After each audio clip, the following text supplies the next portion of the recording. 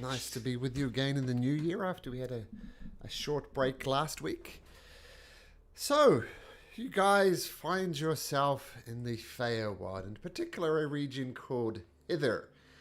And travelling through there, you eventually found your way through the soggy court to Bavlorna's cottage. And last time you were together, you managed to almost get a hat stolen from Matilda, which I think is quite possibly the worst possible thing in the world that could happen to Matilda. But she got her hat back, so that was a good thing. And you also managed to unclog this here. There was a big slimy thing in there, but you managed to deal with that. And oh, sorry, almost sneezed.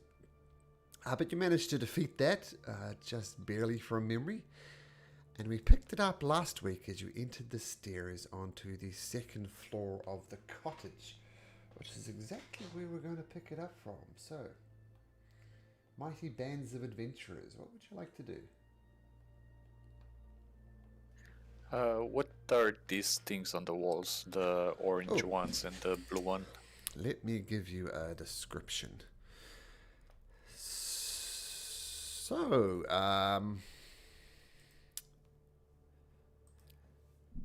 So the walls of this dank hallway are covered with scores of pictures depicting grumpy, sad, frightened, and angry people.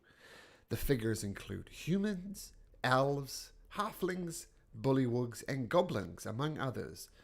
The portraits are rendered in a variety of mediums, including paintings, etching, and sketchings.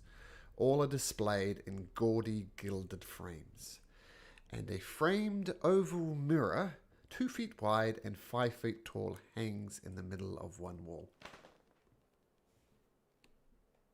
And it's a different person on every picture, or Yep. are they okay? And we see 3 doors as well. One next to Idolux and 2 at the end of the. Okay. That is correct. Can I have a closer look at the pictures just to see if there's anyone that we've met? Any of them resemble anyone that we've met? Sure, make a perception check. First roll of the new year. Let's set the tone for the new year. No pressure. Oh, you've just given pressure though, haven't you? And I always find it funny, the first roll always seems to be perception. Yeah, that's a natural 2 on the die, so that's terrible. Everybody roll up new characters, starting a new campaign. I did this for one campaign I was doing, the very first session of it, and it was at advantage, and the guy rolled a double 1. So consider a natural 2 not that bad. But to answer your question, no, you don't recognize any of the people in the pictures. It's just a random collection of those things that I said.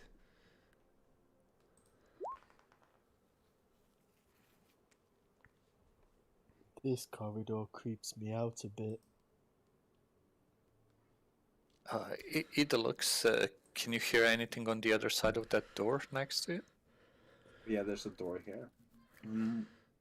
Same deal. If you want to listen to Deluxe, make me a perception check. Yeah, I'd like to try to listen. Perception, right? Yeah. Ooh. Wow. That's more like it. I should ask you to roll first. Okay, you guys don't have to re-roll new characters now with that natural 20. He's undone the damage of the natural 2. But to answer your question, yes, you do hear something. And I say with a natural 20, you hear, let's have a look at exactly.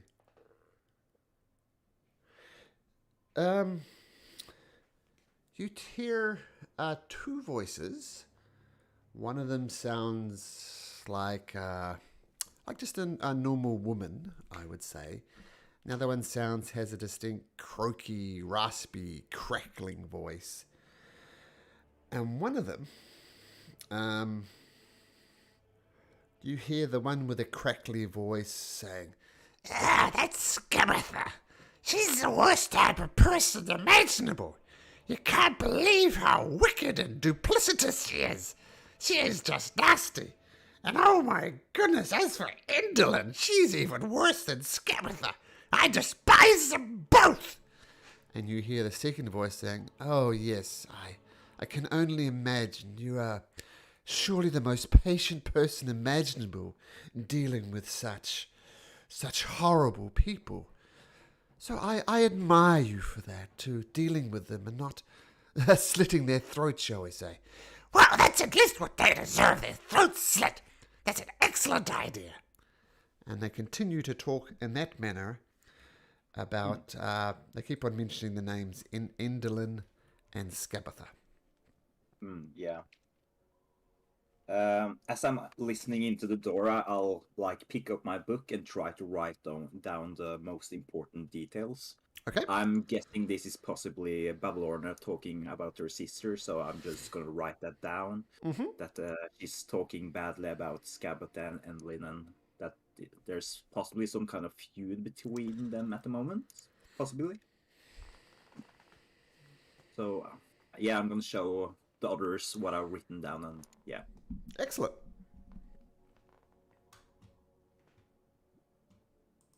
And yeah, I'm gonna say that there's also 2 people inside. I don't know who the other one is. Okay. Well, I think we should be quiet if Biflorn is in the room next to us. Surely she knows we're here, though.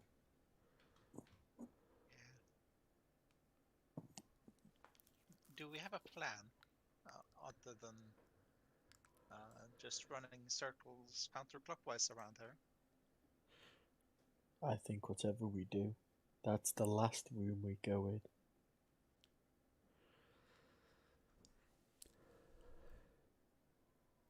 You guys want to check out this room first? Yes. Now, someone mentioned that you're thinking about walking around quietly. If that is indeed what you want to do, I'm going to require a stealth check from everyone.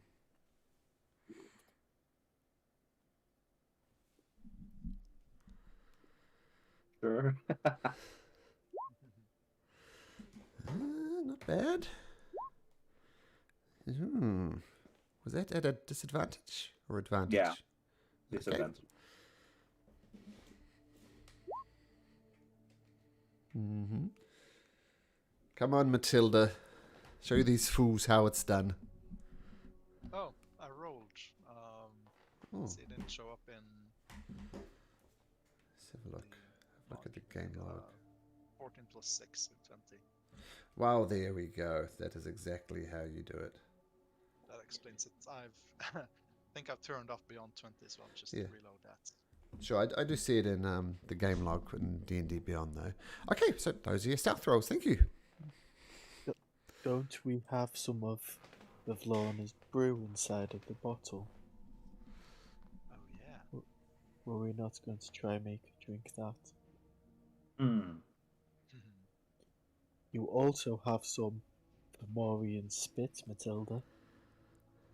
It says, do not drink on it, but you could make her drink that. Yeah. I don't know how we're going to make someone drink 2 things, but...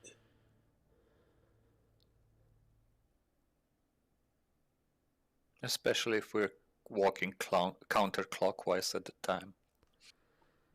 If we find a fancy bottle, we can put it in that and say we've come for with a gift for her. Well, let's look in the other room. Maybe we'll find one.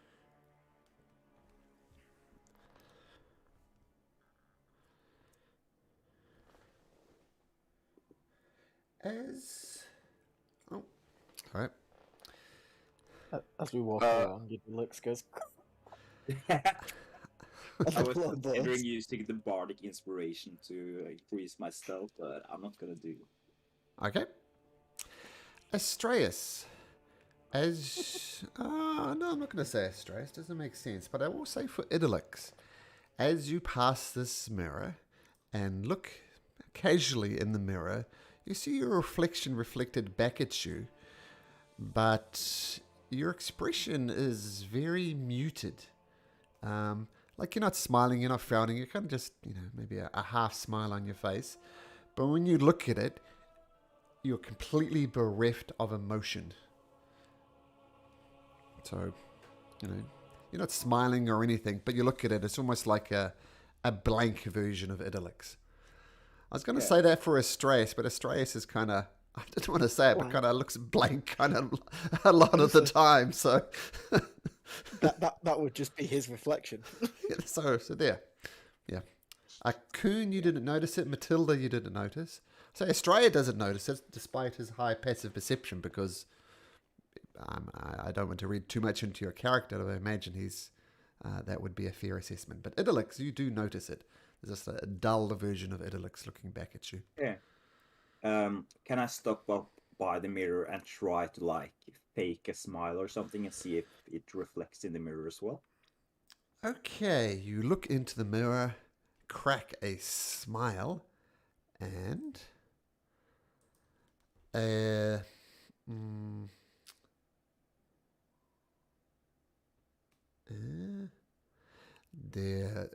mirror swings inward, revealing a passageway behind it when you smile.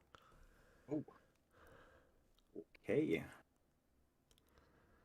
Like a hidden doorway? Yep. Okay. So the door. So as soon as you smile, the door swings inward, revealing this passageway behind it. Okay, and the mirror disappears with the doorway, I guess? No, it just swings in kind of like this. So now the mirror is like there. Okay, yeah. Yeah, I'm gonna stand in front of the mirror once again, and is it still the same effect on the mirror? Yeah, you look at yourself. I assume your smile has faded, and it's just a blank expressionless. Not happy, not sad, not angry, not bored, not kind of anything. Okay, interesting. Well, I guess we have another option now. And the only thing of note in this passageway is just that a moldy scent hangs in the air. There's nothing else in here.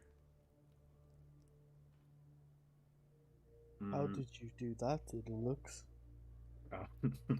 I'm gonna shrug. And I'm gonna smile. And then shrug some more. Okay, the mirror attempts to close as you smile at it, but you kind of get in the way, and it's easy enough to push back into place. Okay. So maybe it's a door mechanism that responds on people smiling in the mirror or something? The power of happiness. Or something. Maybe. So where do we go now? Do we still continue to the other doors? No, I say we go in the one that's just opened. It's obviously a secret. But it might also lead straight to Babylorna. Well, I'm sure we will know if we're quiet. Maybe you shouldn't go first in that heavy armor, and you should stay back. Yep. Stay in the back. Want me to sneak up? Yes, I think you're best. Matilda is going to Ladies start crawling first. like a cat on the floor. Trying to Okay. sleep like a cat. As you gradually walk up the corridor, Matilda, you start shrinking. Oops. You get about there, and you're about half size.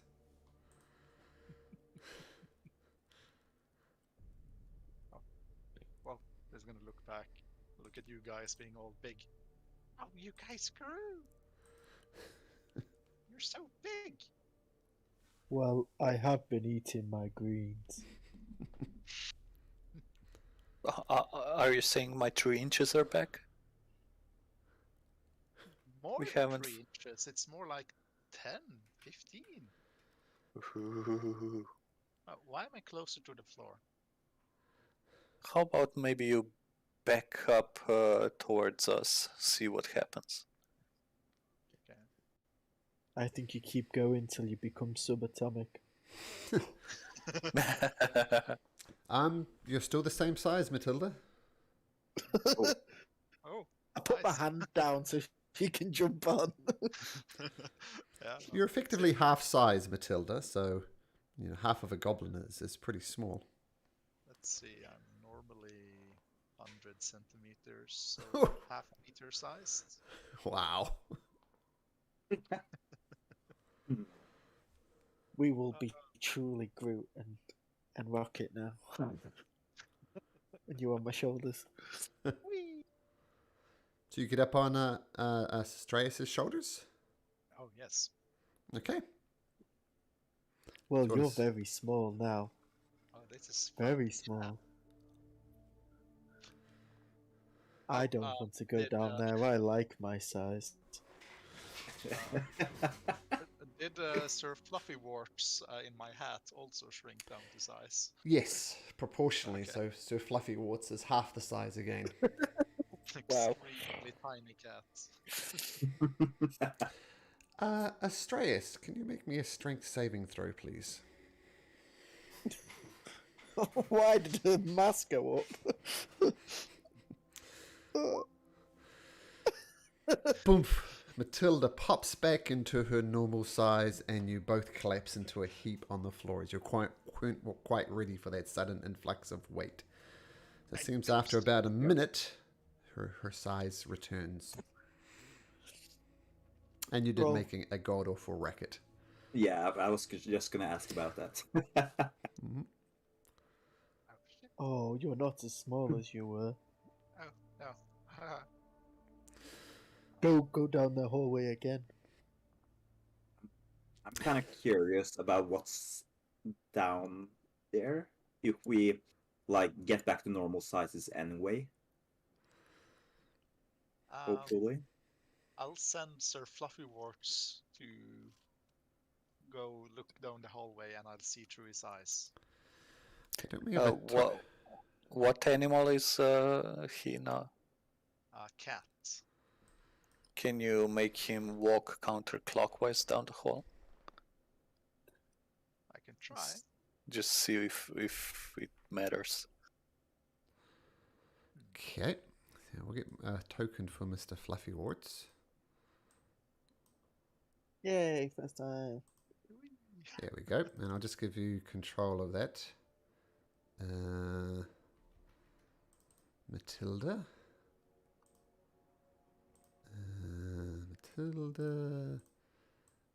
Matilda. And I'll give you vision as well through the cat. You should have vision now anyway. There we go. You should have control of that cat, Matilda. Yes. Okay, as soon as it's sort of gradual as it goes to about through these steps, it gets down to about half size at this point here. Yeah. And I assume you're looking through Fluffy Wart's eyes? Yes. And what do I see in the other end of the corridor? Just a musty corridor, and your familiar gets even smaller. There's no door or. And now it's about 1/20th its normal size. I would drag the icon down to that size, but it would just almost be a pixel on the screen.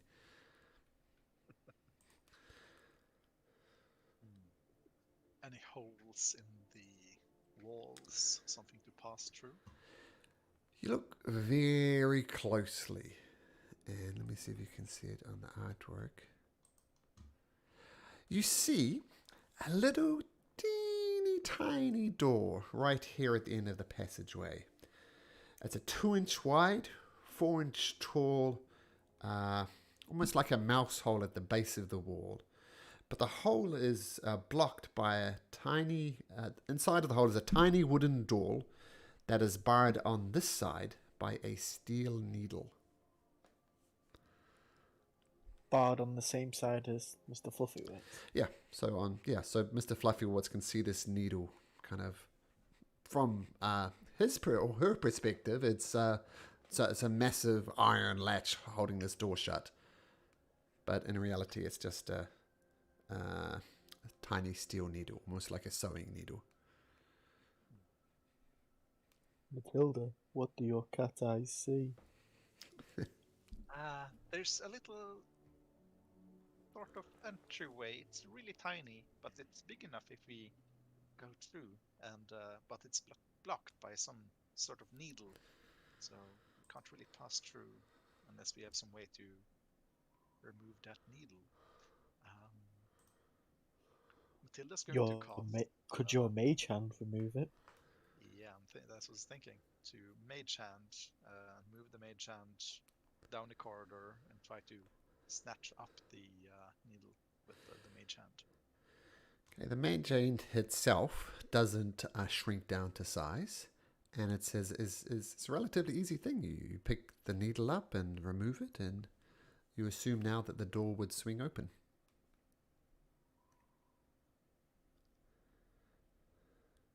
Well, We may have there's found a secret entrance. Yeah.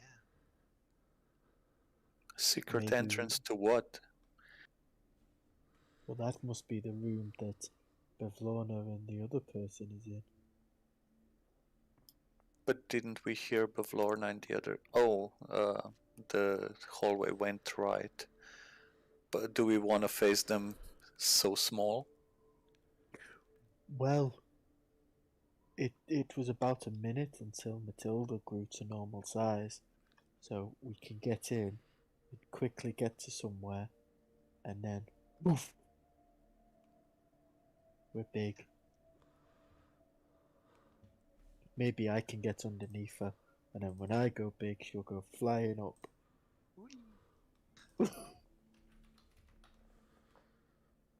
We can try, but what if we check the other two doors first before we barge in? Oh yes, no, I still think we should try find a nice bottle.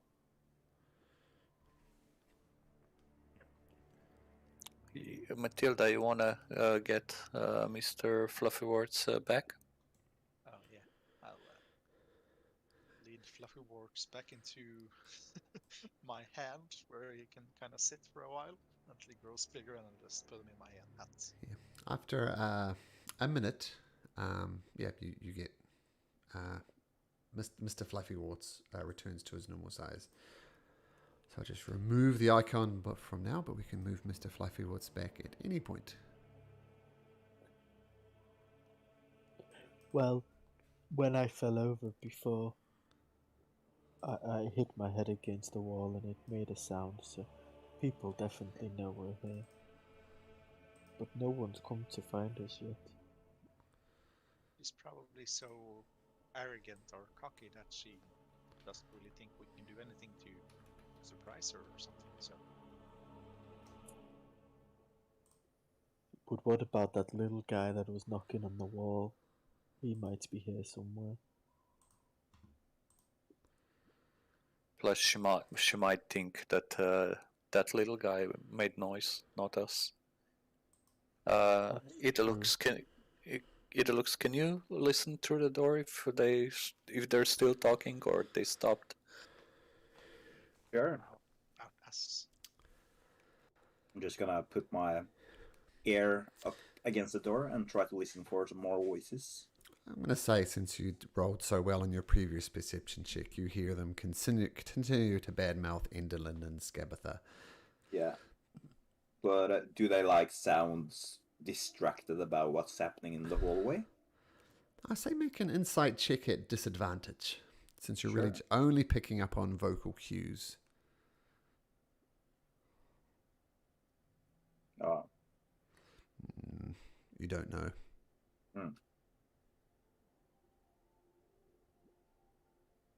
I'm gonna shrug to the others. Doesn't seem like much is happening on the inside.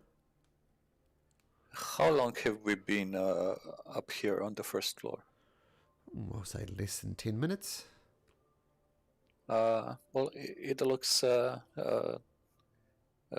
just pay attention to that inspiration. It only lasts a certain amount of time. Oh, how long, by the way? You got about a minute left. Oh. Maybe I should have used it on the inside check. Can I do that, by the way? Ah, sure. Since it's going to probably burn off anyway. So what is it, a How- D6?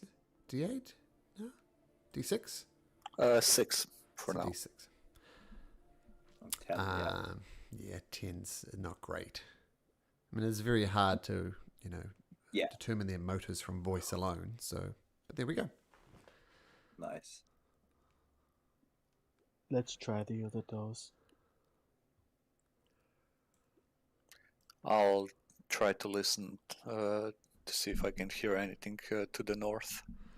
Okay, make a perception check.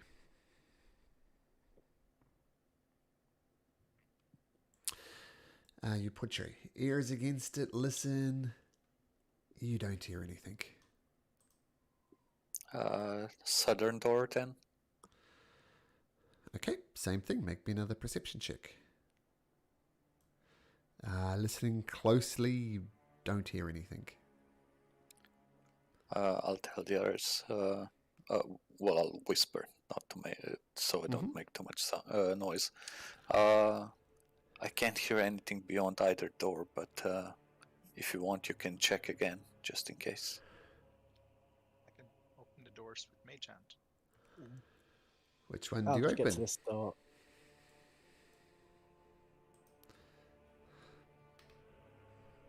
Which door are you opening? Matilda or I can Astreas? open I was gonna say I'll just open the north one.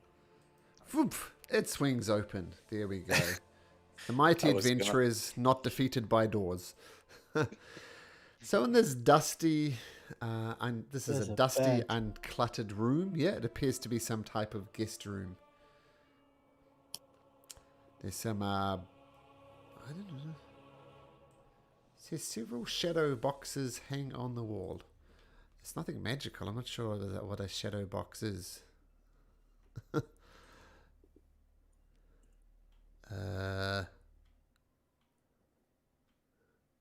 Maybe it's the box you put a candle in, and then it emits shadows to the wall.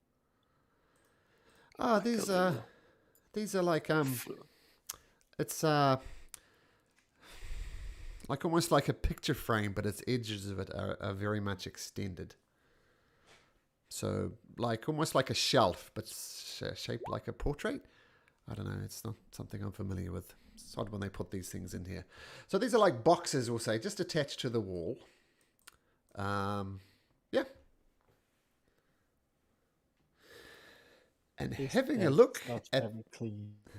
No, it's not clean at all. And looking at the boxes, you see little what looks like pixies that have been mummified and pinned to the boards, almost like a collection of butterflies. Oh, this is horrible. But except this one here is broken and its contents are missing.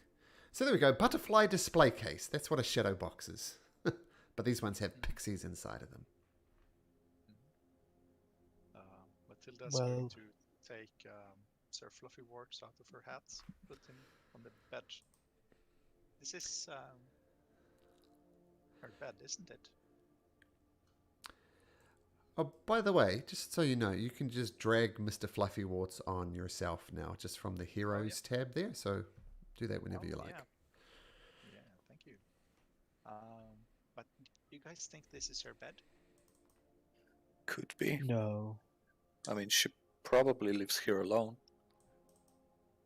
Surely she has a nicer room. She's got this big house to herself. I mean, she is a hag. They don't like the same things we do. They think ugliness is beautiful, just the opposite of us. Well, maybe not included Matilda, but I think it's a quaint little bedroom. Mm-hmm. Does need a little sprucing up though. It's not. Doesn't smell badly enough. Sir Fluffy Warts, it's time to go. Go on. You gotta pee, don't you? And yeah, Sir Fluffy Warts pees her pillow. Oh, okay. Adds to the ambience, shall we say. If I don't like these dead pixies on the wall. It's a bit, yeah, bad taste. Are the pixies just displayed there without like notes underneath them? They're not like there's no Dewey Decimal System going on here.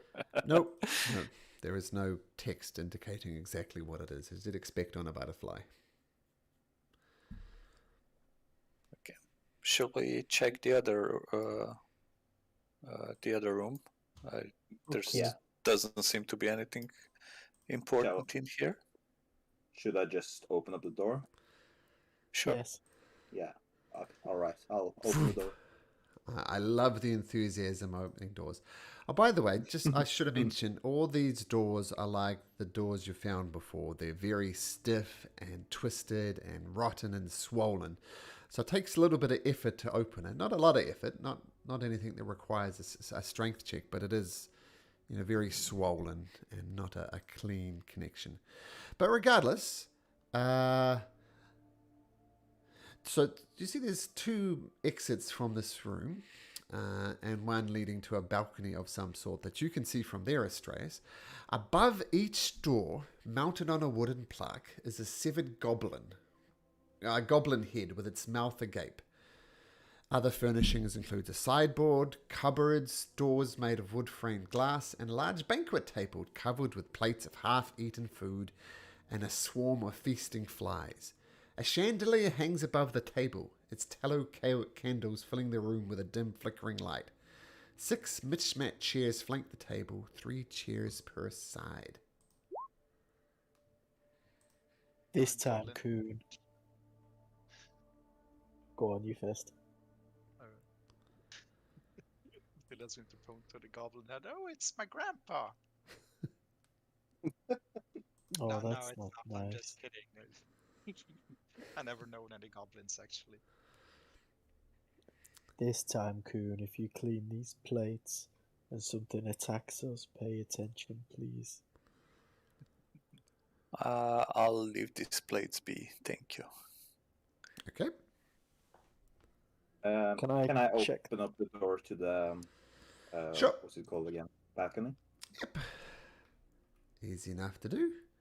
And even from here, just get a nice view of the swamp and out into the soggy court, seeing various bullywugs going about their courtly business.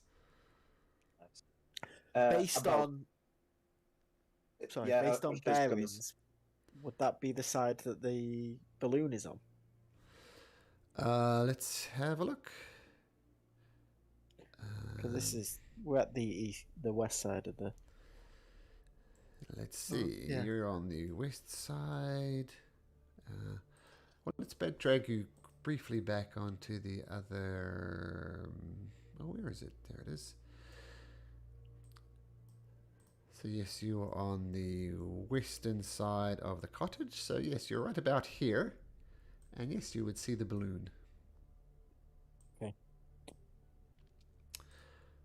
So if we need to escape, this is the window we jump out of. I guess so.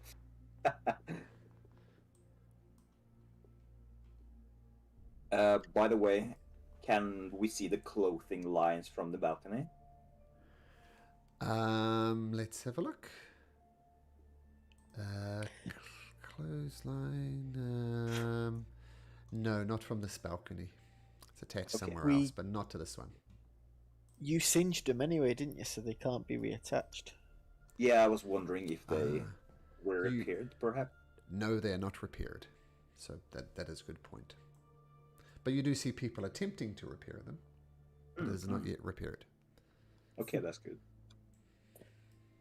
Can I have a look in this set of drawers? Sure. Once again, it's very swollen and creaky to open it, but you give it a pull, and inside is just a bunch of cutlery, not washed, mold growing on most of it. I'll take out the most mouldy fork. Okay. I have a present for you, Matilda. I thought you might like this. Hand it over. Ooh. Oh, this is nice. Here. You're welcome.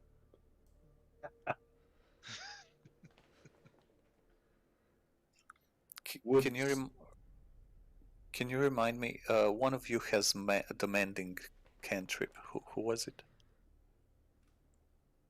I think it's Mending. Matilda, Me, right? I have mending. I have Oh. mending. I'll go to Astreus and say, I know you can fix things, but can you like make the legs of these chairs weaker so when somebody sits on it, it breaks?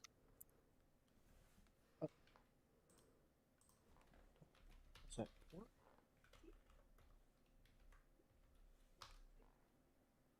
sorry. That's right. I don't know. Would mending work that way? Nope. It repairs something. It's very specifically repairs stuff. And it's the opposite Would of be repairing. funny though. When I touch things that are broken, they usually fix themselves, but I don't think I've ever touched something that's fixed and it's broken. Other than when I've been clumsy. Oh, it was just a silly prank that came to my mind. Shall we open this door as well? I'm just going to open it. Yes, I like it. The door swings open. Everybody roll initiative. I'm kidding. So inside of this room, you see a contraption made of entangled copper tubes connects to a pot-bellied boiler and a dozen cylindrical containers, which in turn sprouts even more tubes that feed into buckets. Barrels are clustered in the southeast corner, and a work table in one corner of the room has bits of copper and metal walking tools strewn across it. Light flickers in through the green diamond-shaped panes of glass set into the window. Boop.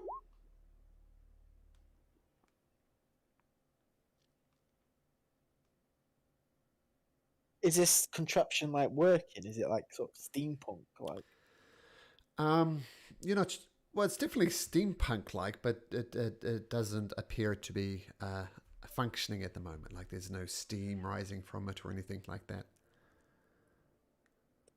Is there any kind of check, like Arcana or something, we can make to see what the contraption does?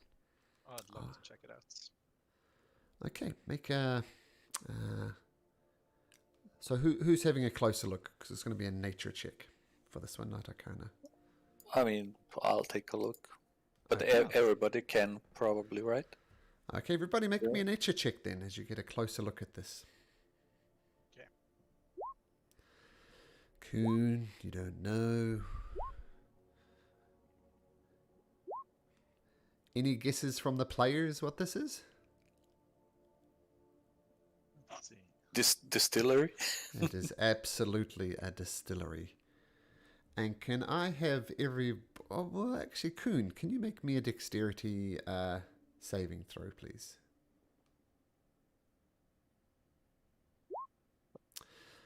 Okay, very good. Idolix, can you make one, please? Dexterity. Yep, dexterity saving throw. That's not my greatest feat. Love it. Okay, it works in. The very not so dexterous Idolix has a closer look at this distillery. Roll me a d8, if you'd be so kind. Yay. 3.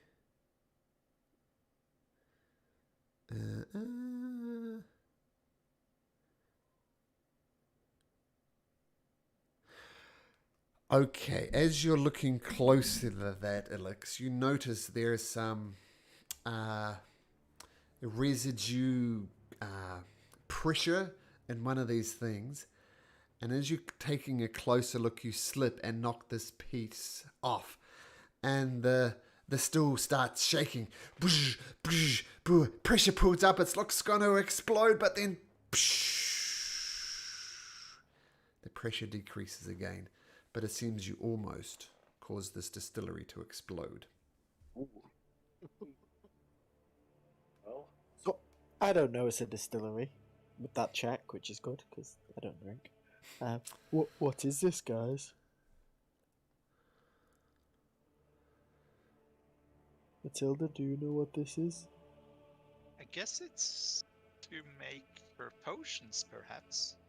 Any witch would makes potions, but it seems she has a really well set up equipment to do so. She can essentially mass produce her brews and potions. I thought Maybe. you would have made her potions in that cauldron outside. Perhaps she uses both. Or she just brews moonshine and sells it on the black market. What's moonshine?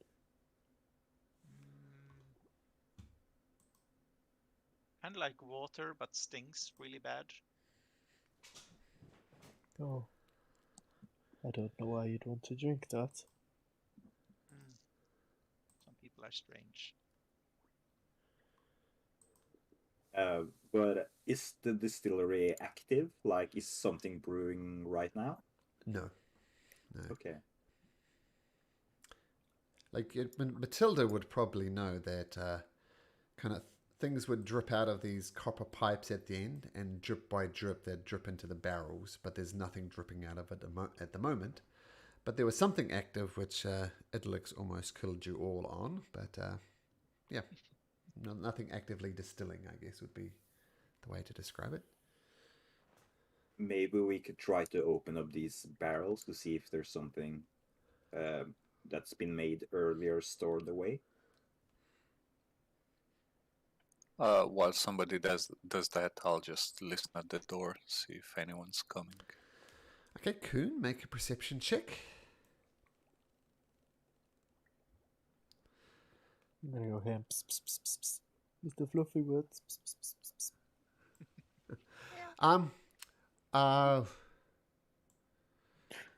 God damn it! Get out of my kitchen! Piss off!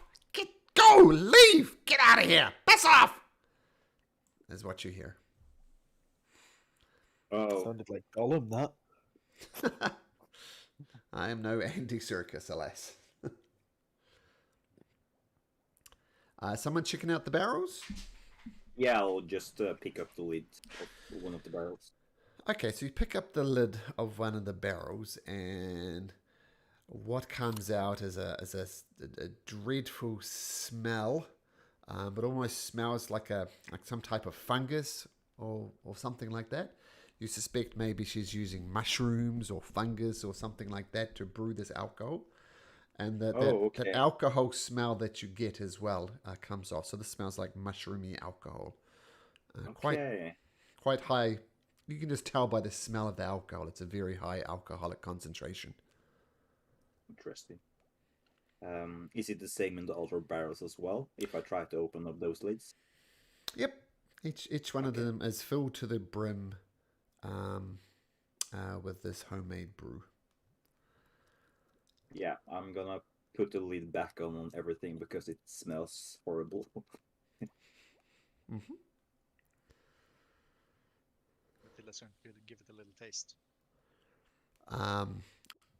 With just a little taste, I don't know if you'd like mushroomy tasting alcohol, but it tastes like mushrooms and it's very alcoholic. I'll let Matilda decide what she thinks of that flavor. I've never heard of mushroom alcohol, but I'll yeah. Maybe we could mix the Fomorian spit with that. Ooh, that's a good idea.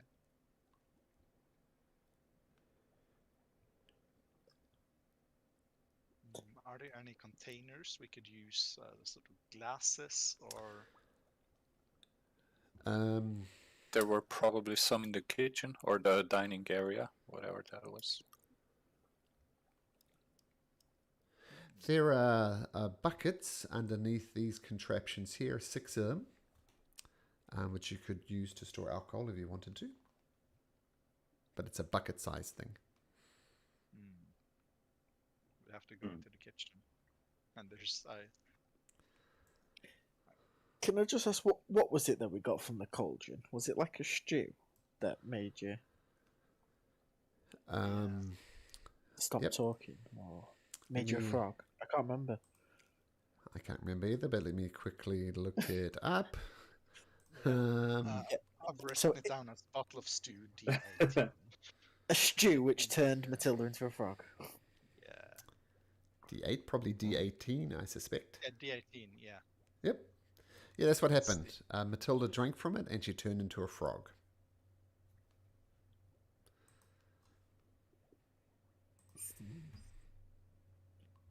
So that's in a bottle right now. Yeah, 2 bottles of it.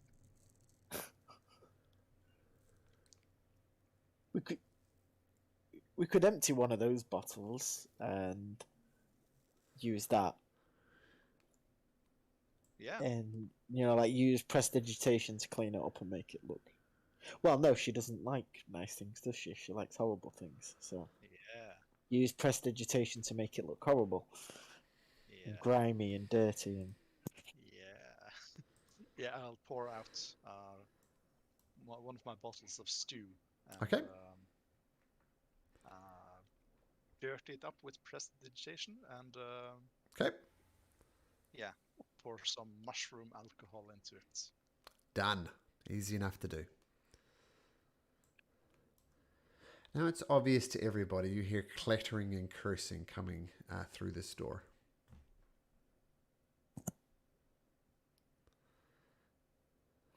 But it's not the same voice we heard earlier from the 2 women talking. Oh yeah, it's a female voice, but it's not Bavlorna and whoever Bavlorna was talking to.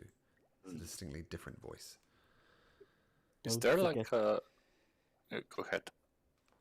But don't forget to add that spit to the drink, Matilda. Oh yeah. Easy enough to do. Is there a keyhole in this door? Nope. We can't look through. Okay. Nope.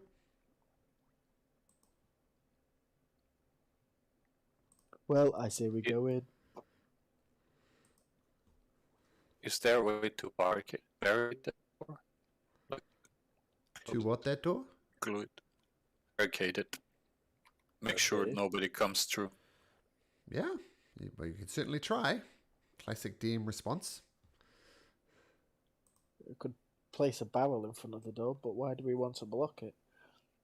Somebody's on the other side, like a cook or something. Somebody's complaining about making a ruckus in the kitchen.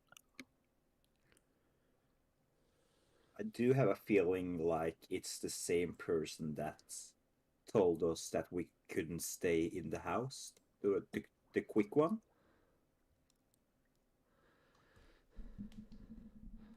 Or more The one with specifically, the cancer. quick one told you couldn't rest in the house. Yeah. For free. Mm-hmm.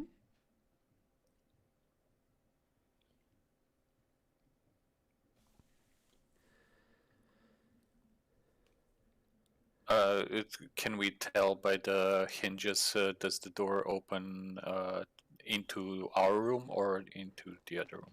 Into the hallway. Oh, which hallway? Oh, sorry. The kind of hallway that's on the other side of this door. So from your Okay, so perspective, it swings. if we put something in front, there's no point because it Oh, opens yeah. into the other Yeah. direction. That is true. That is true. Well, do you Well- guys want to enter that door? By the looks of it, our only options are to either enter this room or the room with Lorna in. Which we could probably enter that room as very small people as well. We can use that as an escape route as well.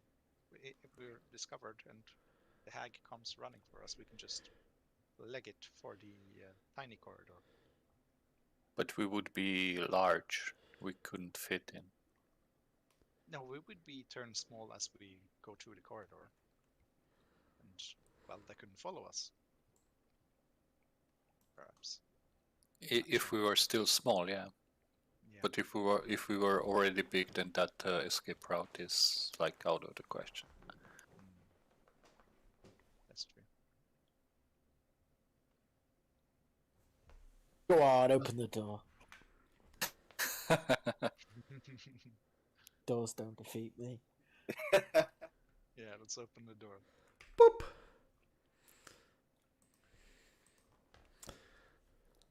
Okay, now this. Yep. The strong one first. You over there! Don't stand there like bloody idiots! Help me get rid of these birds! And you see there's a big hunk of meat on this table. Thoroughly disgusting piece of meat. And this person here, I'll give you a picture of. It looks like this. Santa Claus. A very demented Santa Claus, but yes. Oh. And doesn't have a picture of it, but these are very large vultures. Don't stand there like bloody idiots. Help me get these birds. These guys are like this. It's a female. And it's throwing around this cleaver trying to get these birds. Well, help me. What do you do? We help him? You want us to catch them or just chase them away? I don't bloody care. Just get them out of my kitchen. Dead or alive, I don't give a shit. I'd like to cast Speak with Animals. Okay. Oh yeah, what? Thank you. And I'd like to try to communicate with the birds telepathically. At least, let's say this one first. Okay, what do you say? I'm gonna greet it and ask it what it's doing here. Meat! Eat meat! You see, it's in a furious battle with the meat with this thing here. Hungry must eat! Then I'm gonna ask the other one as well what it's doing here. Is it here for the foods also? Hungry must eat! Delicious meat! I'm gonna write down in my book that the birds are hungry to the other ones. What are you doing standing around like slack-jaws idiots? Help me out! Is there like a little piece of meat on the table? I know there's one large piece of meat on the table. I'll ask Redcap. Can I just take a little piece of meat? Maybe No, you bloody well. chase them Actually, make a persuasion check, actually. Make a persuasion check. Okay.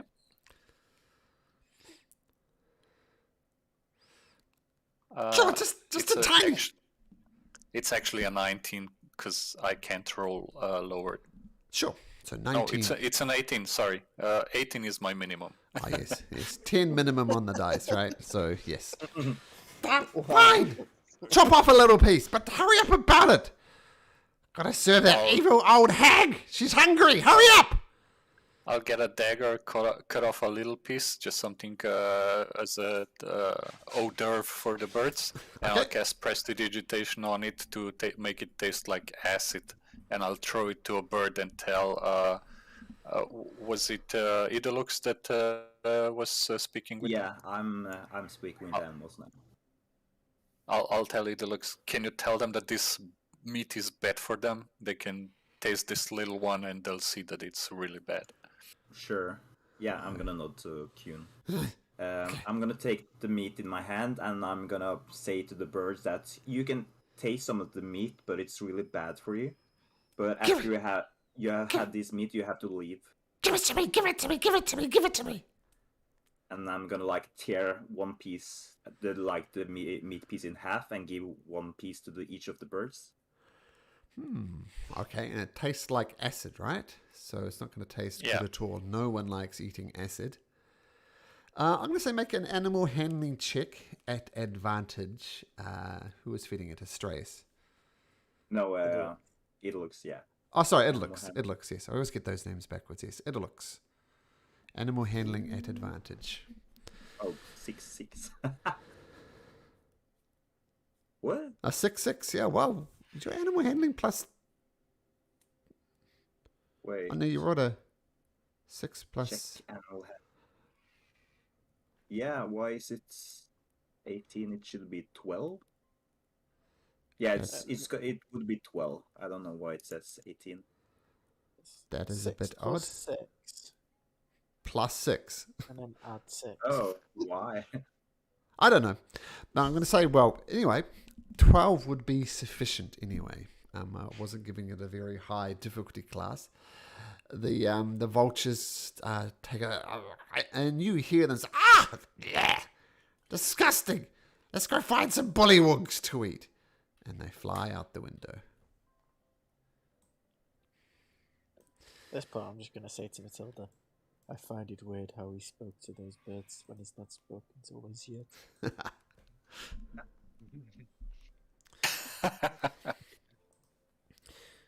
Wow, thank you for that. That's much appreciated. I gotta go back to serving that damn old evil hag Bavlorn. Oh, I despise that woman. And this whole kitchen is just gore splattered, bits of intestines, bits of miscellaneous meat. You're not even sure where it's from. And this person's wielding a bloody cleaver. And yeah, as you entered, he was chasing around these things. Well, we're not very fond of her ourselves. She's got stuff that belongs to us, and we'd like it back. Maybe you'd be interested in helping us? I'm not going up against that witch. She's powerful. Oh, you don't have to go against her. We're just asking for some information. You've spent time here, obviously. You can probably tell us some things that would help us. Well, sure. That's interesting. I know she has one weakness, that she's allergic to anyone who runs widdershins around her, sneezing uncontrollably when it happens. That's what I wanted to ask. What happens if somebody walks counterclockwise around her? And, perfect answer. Yeah, she sneezes. Can't help herself. Is the sneezing so bad that she can't cast spells or something? Well, I don't know, but put it this way, I've never seen her cast a spell or attempt to cast a spell when she's sneezing. I imagine that would be difficult. What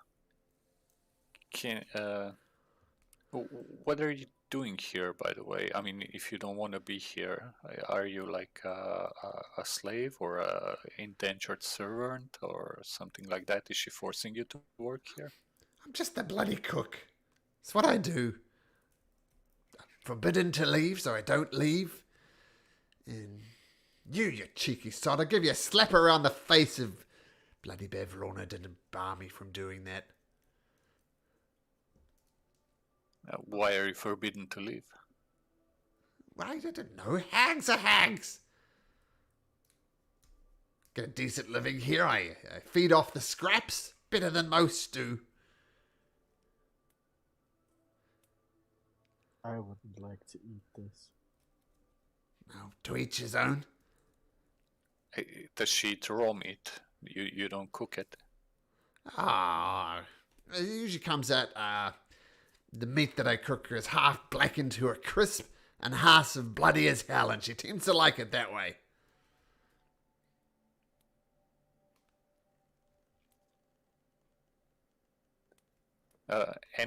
Anything else useful that you could tell us about her, beside the counterclockwise walking? Don't trust a word the old liar says. So if she was to make deal with any of us, we shouldn't trust it. We shouldn't make deals with her and similar. I would advise against it. Can I ask what's behind all these doors? Well, I've got some meat lockers to the north. There's a pantry through this door. And the ugly old wench is through this door. And we've got a little shall I say, pretty birdie in one of the cages out here. A bird? Like What's the in ones it? that we just got rid of? No, I use that term loosely. Something in a cage that would be suitable for a bird. Let's put it that way. Anyway, I gotta get back to cooking this meat. And he starts hacking, and blood spatters and gore just fly around the kitchen. Very unhygienic. I'm gonna walk all the way around the edge to not go near any of the blood. Okay, it's That's difficult, possible. but you can manage it. Can I open this door? You can. And rather surprisingly, you see something that looks like an exact copy of Coon.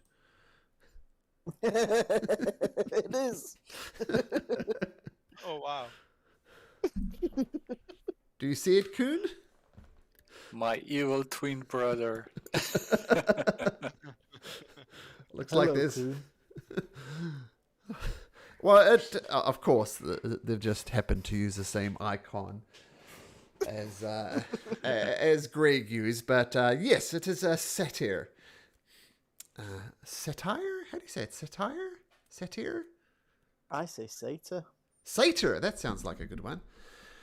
So 3 large iron cages hang from wooden beams that extend out from this balcony over the lake before. Trapped inside one of the cage is a smiling satyr. Hello there, he says. Hello. What are you doing in a cage? Well, first of all, the thing you notice about the satyr, unlike Coon, no clothes at all, completely naked. Well, Oh, we're so hairy we basically don't need clothes. well, yes. Yes, some Harangon brigands stole my clothes while I was bathing, if you could before, but this dreadful one just mocked me, had this very long scarf, and, yes, I chased after them as naked as I was when the day I was born, but I was trapped in a net and brought here to Bavlorna. No, I'm sure everything will work out on the end. I'm a very positive individual. Everything will work out on the end, and my goodness, will I have a story to tell in the end. Well, What if she eats you? if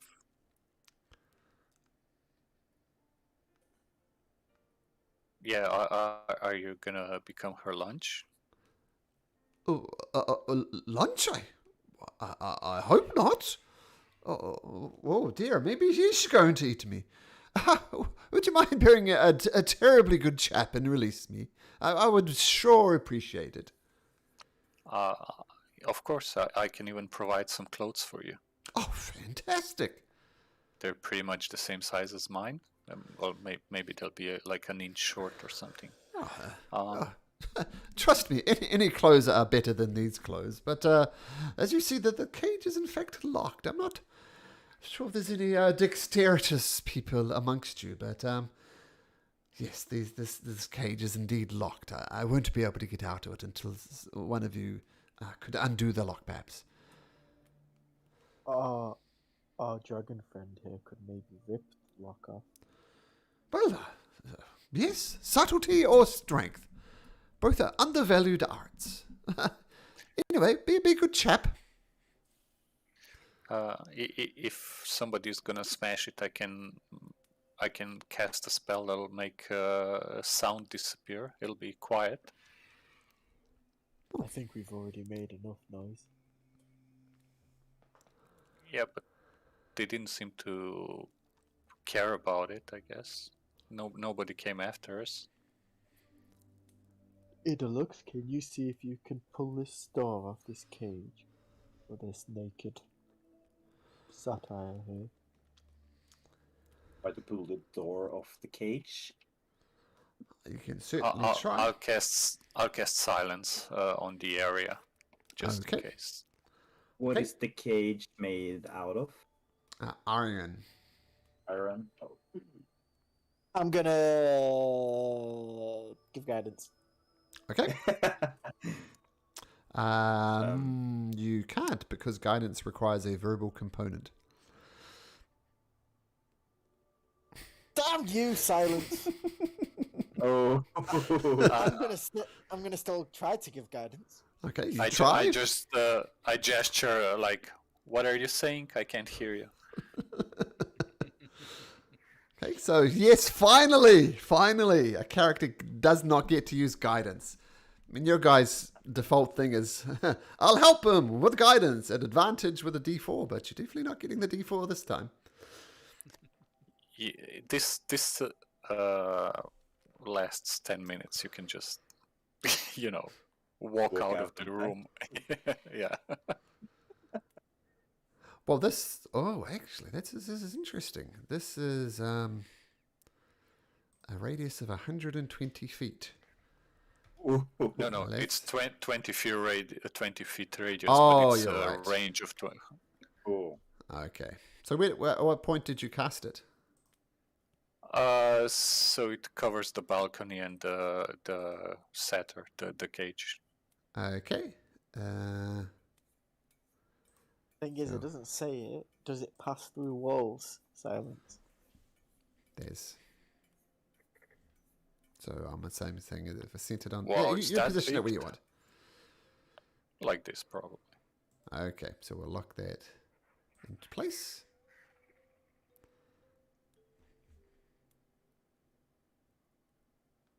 Okay, what do? You're going to attempt to pull the cage open, Astraeus? It looks. Oh, it looks. Sorry, it looks. If you do, it looks. yeah. Make me an athletics check, please. Yeah, I'm just gonna try it first, and then if it doesn't work, we'll try something else. Athletics. Put your back into it, Yeah. strain, pull. The bars don't budge. This is a very sturdy cage. How is the door on the cage? Are there some kind of hinges that the door is like resting on? Yeah, and you tried to pull on those hinges and used every angle imaginable to pull it, and you just wouldn't budge. But you do notice there's a lock on there. But it seems for Idylix at least, raw power just did not work. I'm going to go in and ask the red cat. Who has the key to the cage outside? Take one guess. Does she keep it on her person? Of course she Or does. is it? Of course she does. There were some tools in the distillery. Maybe we could use those to unlock the oh my god, the lock. To unlock the lock.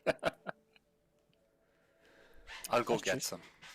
Okay, fair enough. You just go into the distillery, come back with some various bits and pieces. Yeah. Is that enough to make a lockpick and get out of it? Unfortunately, Depends on what not. kind of tools were there. No, there weren't any actual thieves' tools. Does anybody actually have thieves' tools? No. Nope. No, that's why I was hoping we could create some. I'll tell you what. Make me a perception check. Who went over there? Was it Kuhn? Cool. Make a perception check. If you roll a natural 20, you don't find anything that would double as a lockpick. But we got probably some like a saw or a hammer and I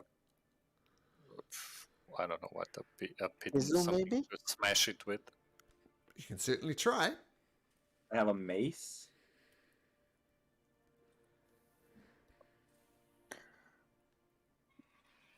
By the way, do any of us have any way to heat the iron up?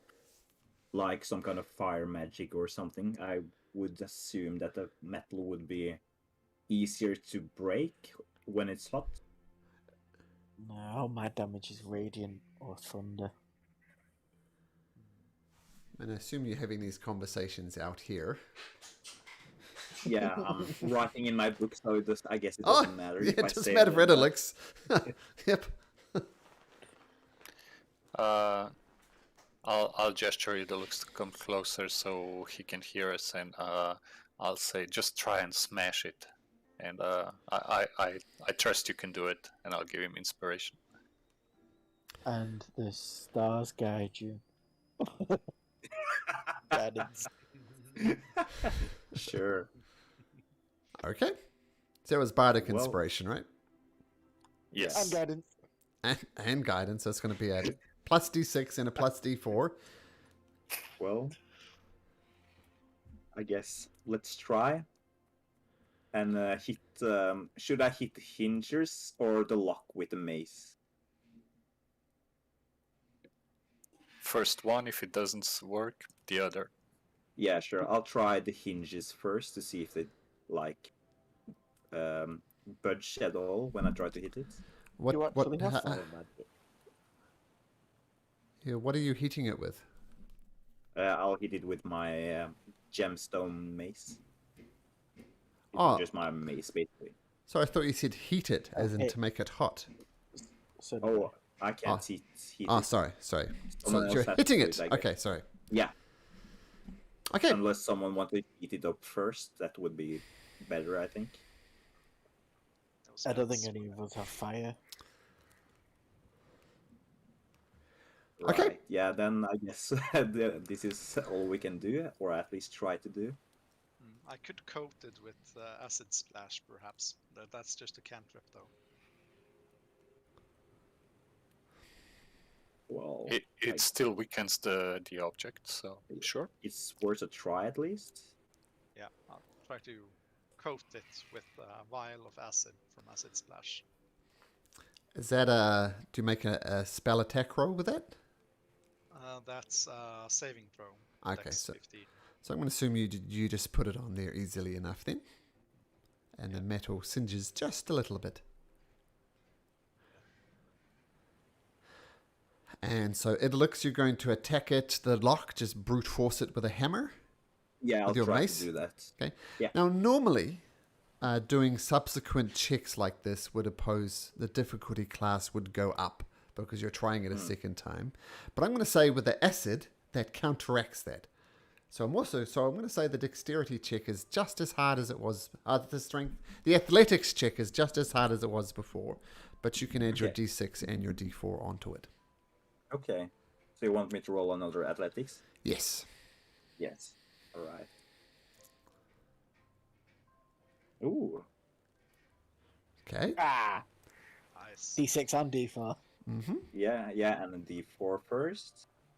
Mm-hmm. And let's just do the D6 as well. Wow. Wow, that's 30? much better. So what's that? That's 30. Yeah, the DC was actually 25. So I Ooh. don't think what would a natural 20 be? It would be a 24. A natural 20 for Idylix would have failed without the assistance of... I thought I got away without that guidance just once. But not this time. And the cage, well, opens. There's no sound, of course. And the satyr kind of gestures to you to get out the way. Do you maintain concentration on the silent scoon? Sure. It's just a waste not to. Well, thank you very much, dear chaps. I appreciate that. I'm sure Bev Lorna won't be happy, but fantastic. Anyway, I'm going to hand in my cloak. oh, thank you very much. I do look much better in a cloak. Thank you very much. For freeing me. That is most appreciated. I was gonna give him one of my costumes so he can actually dress properly. Maybe Well- a noble costume or something, if he likes it. Oh, well, yes, thank you. That suits me quite well. I'll take this rather noble-looking clothes. Well, quite frankly, I want... Ask where you're from. Where I'm from this realm here. And I gotta say, things were a lot better before these witches came into power. And you see there's a dwarf thing just looking back and forth at you. Were you guys just pissed off? I'm trying to cook here. Hey, we just helped you with the birds. Shall we move into the other room? No need to bother the cook. You're right. You did help me with the birds. Let's just say, in return, I'll just turn a blind eye to you leaving one of Bavlova's little snacks go. Snacks! Oh my goodness! I owe you more than I can imagine. Now, quite frankly, if you have business with Bavlorna, well, please conduct your business. I want nothing more than to get out of here. So, if you don't mind, I'm going to leave. Well, do you have a way out of here? Because we might need it later. Well, I was just going to plan to jump out the swamp through this window here. I'm sure I'll be fine. I think that's best. I mean, it's not a bad idea. I meant, do you have a way out of the swamp or Bavlorna's, reach? Well, I'll make my way out of Downfall back into Hither itself. I'm sure I can find something. Maybe I'll go back and talk to that guy with the long scarf. Maybe I can get my stuff back. He's left on a redemption mission. Oh, interesting. Maybe I'll find there's that. New leadership there. Maybe I'll find the that inn that walks around on stilts. Spend some time there. If you go back to the Brigand's Causeway, your stuff might be there, and they haven't gone or given it back to people.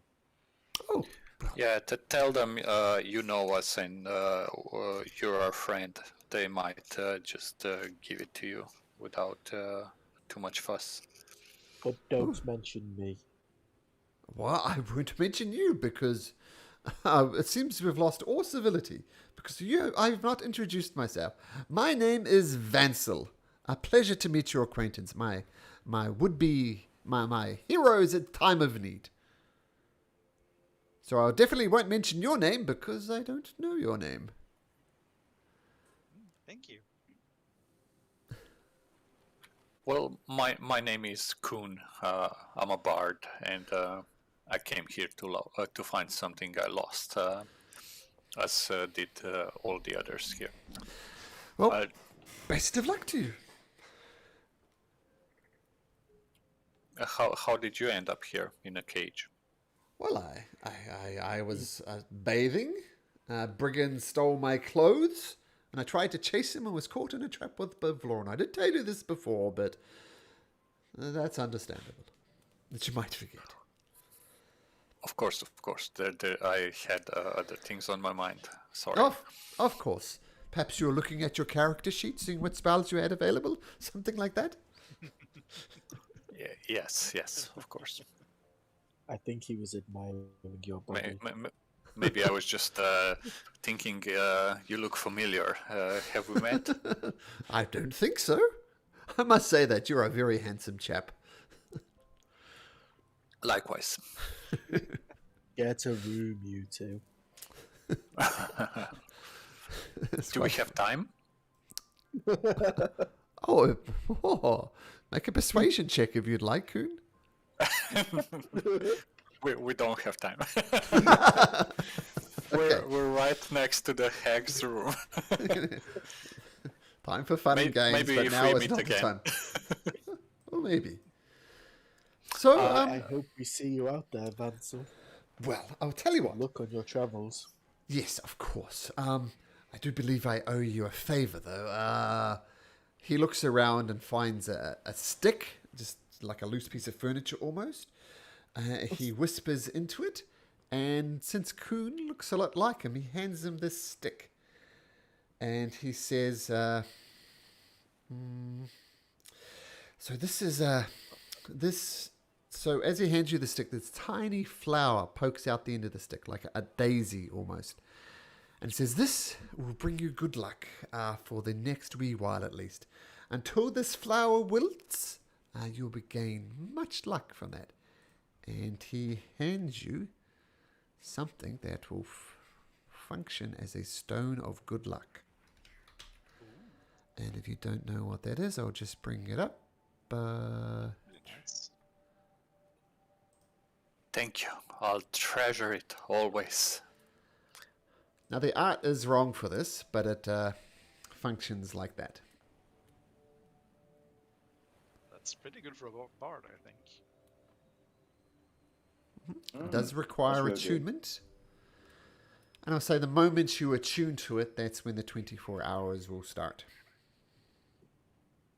Oh, sorry, it doesn't require attunement. It does not require attunement for the stick. Okay.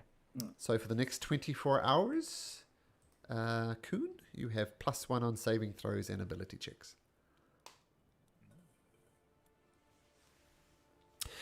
Well, Good. if there's nothing else, dear chaps, I believe I have some high diving to do. Good luck. You too. Duk, duk, duk, wee! Splash. And he splashes down below. But we didn't have him go wee because there's silence out there. Oh, that's right. No splash it also. Yep. Yeah, no, that's so Well- that. So there's a meat locker here, and a pantry here, and Bevlonov up here. Yes. I don't fancy going inside of a meat locker, but we could see if there's anything in the pantry. Pies, perhaps? Apple pies? From what I've seen here, I don't think she eats anything nice. True. Do you open the And door, another Stress? thing I've just learned- Sorry. Yeah. Boom. Once again, it's a very stiff door, creaks as you try and get through there. But inside of here the room contains dozens of pickling jars on wooden racks. Most of the jars are filled with pig snouts, toads, small birds, onions, mushrooms, and other cooking ingredients. And you see in one of the jars, there's this something that looks like this. Just look in roll 20. Looks like this. It actually got a face. Actually has a face. Hello, who are you? Hello, who are you? Well, Oh, it's my so name is cute. Astraeus. What is your name? My name is Astraeus. What is your name? Oh, my name is Astraeus. Hey, I recognize this. It's a parrot room. We've both got the same name. And you hear in a distinctly different voice. No, don't be silly. But you said your name was Astraeus. I thought you said your name was Astraeus. See? See? Maybe it's a kenku trapped in a mushroom's body. Maybe it's a kinku trapped in a mushroom's body. Did his voice change to match Kuhn's head? Yes. Yes, it's a bit harder to mimic his voice. But this mushroom type thing starts bashing her head against this jar. It's still in a jar. I'll open the lid to the jar. Okay, the thing kind of hops out and bounces around. Then it starts up in song. It sings in an obnoxiously nasal falsetto. I can't do that myself. I can't do it. But a very nasally falsetto. He starts and he's singing quite loudly and he's bouncing around and he's making quite the ruckus with this very annoying, whining, nasally sound. He looks very happy to be free, though. I'm going to close the door. Okay. Wow, that thing is really annoying. It's kind of cute. I'm You going can to see keep if it. I would like to be his friend. That's the closest I'm going to do to his singing voice. There you go, Smurf theme song. I think I've moved away from the That's Smurf song, but Christmas. that's right. Yeah, that is Christmas. Tis the season to be jolly. Tra-la-la-la-la. Yes. There we go. That's what he's singing. And he knocks some of the pickles off the ground, off the shelves, and it crashes to the ground.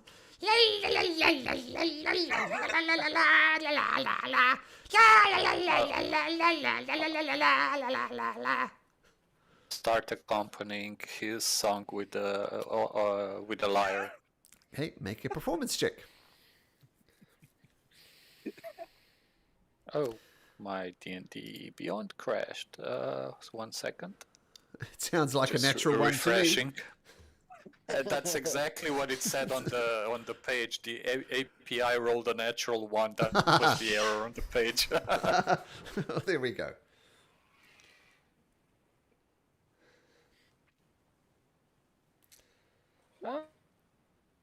So that's one with the. Okay, I was saying your skill makes it somewhat less annoying, but it's I'll say it's in tune now, but the song is just as annoying as the Smurf song would be. That's played over and again. I'm gonna try speak over his voice. So what's your name?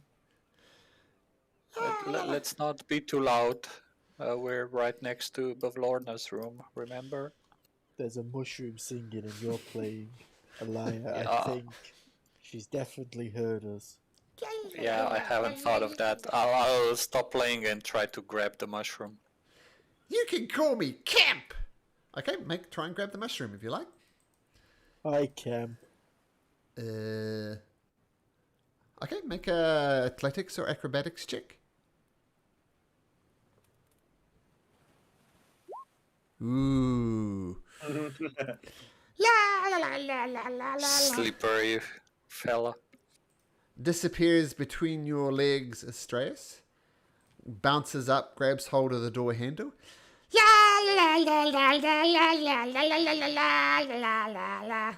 Bounces out into the kitchen. Goodbye, Cam.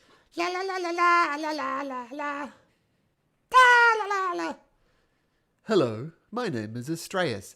La la la la la la la la la la la la la la la. Hello, my name is Astraeus. La la la, and starts heading towards Bavlorna's door. What you assume is Bavlorna's door. Hello, my name is Astraeus. La la la la la la la la la la la la la la la. Bye. La la la la la la. I think we should run the other way, We should go. guys. We should go. I'm gonna stand by the door and keep it shut in case the mushroom is gonna try to open that door. Okay, it tries to push its way past you and rolls a 6. Try and beat a 6.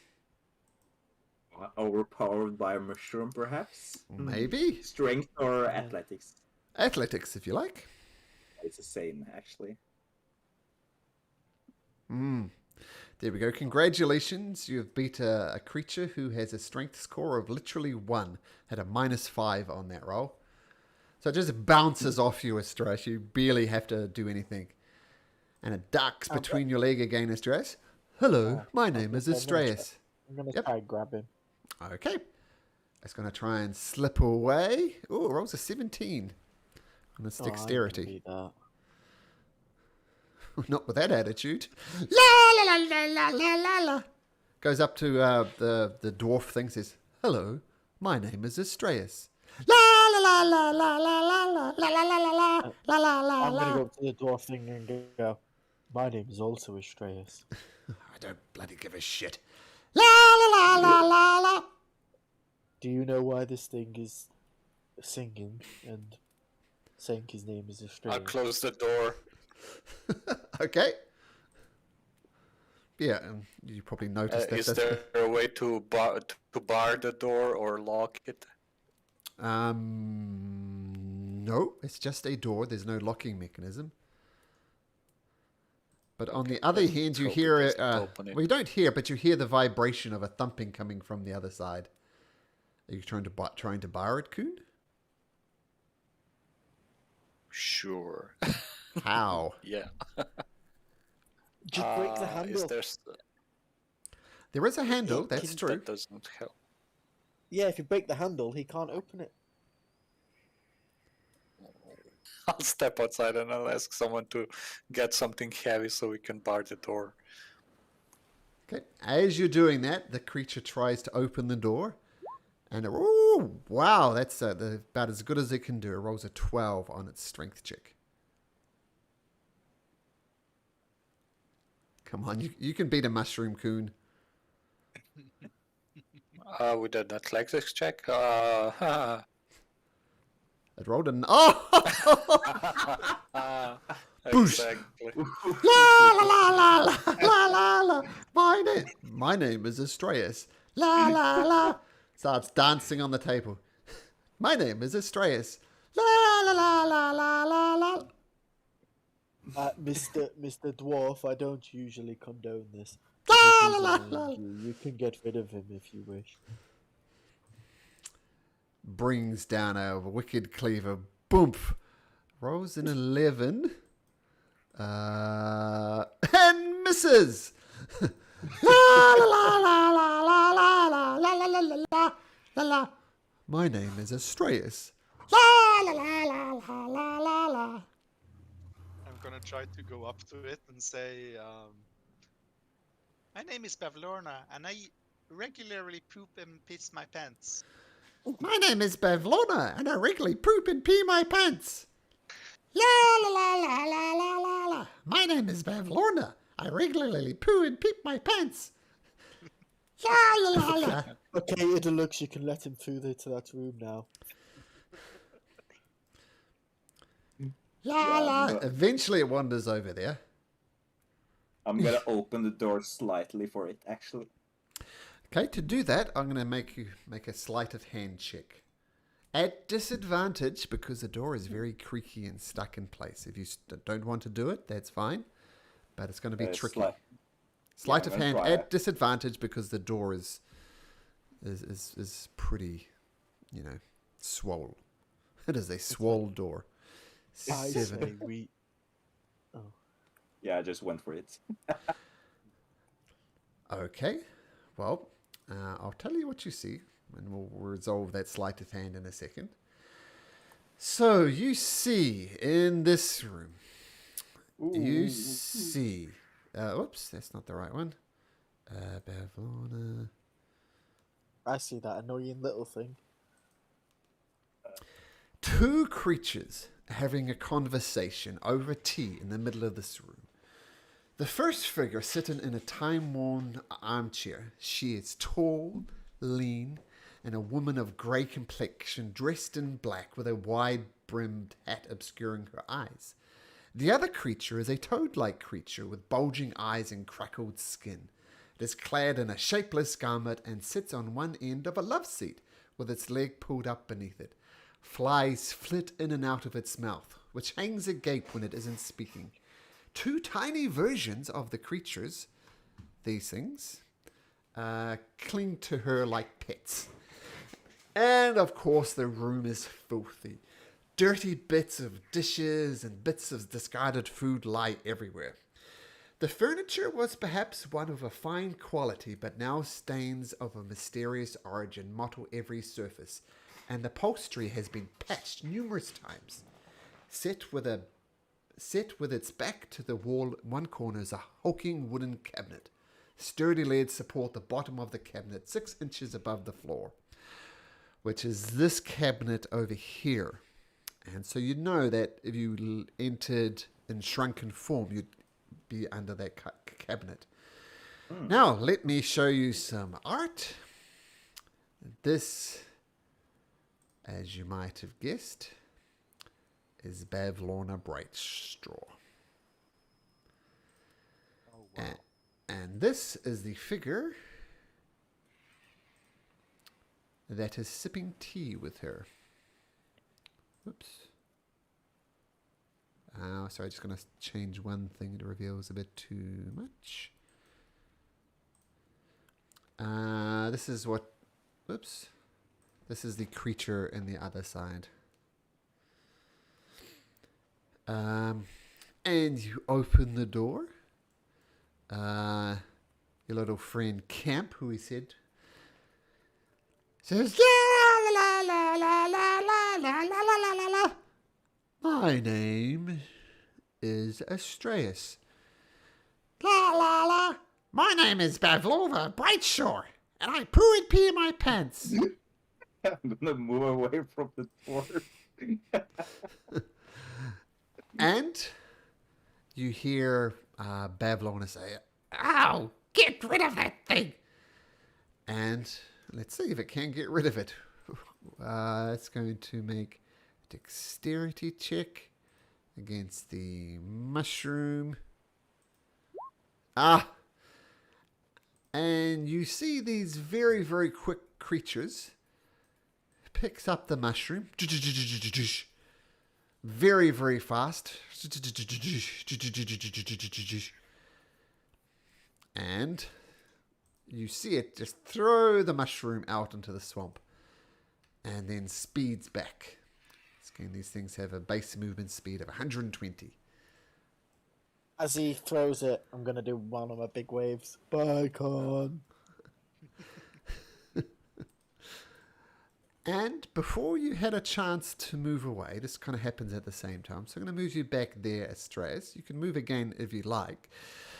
But all eyes in the room swings to you.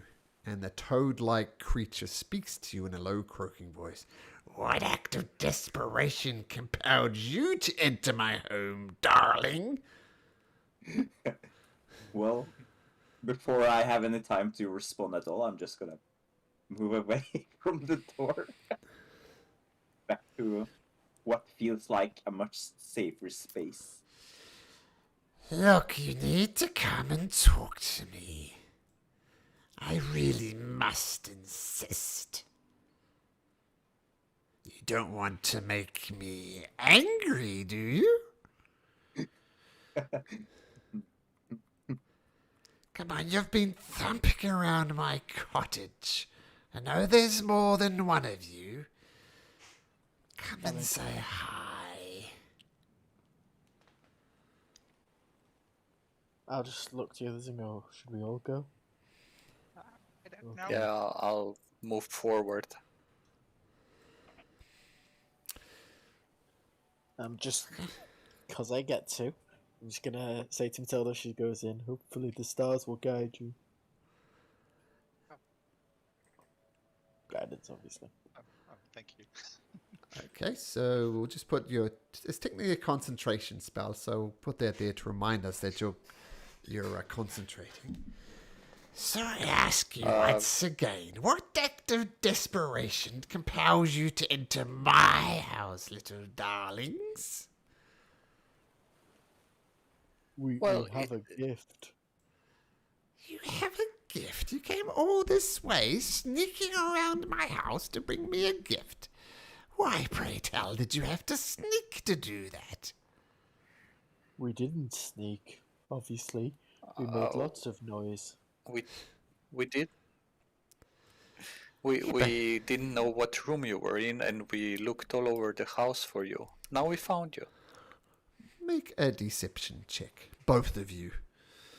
Astraeus and Matilda. Oh, I didn't say. I unplugged your drain downstairs as well. Oh, you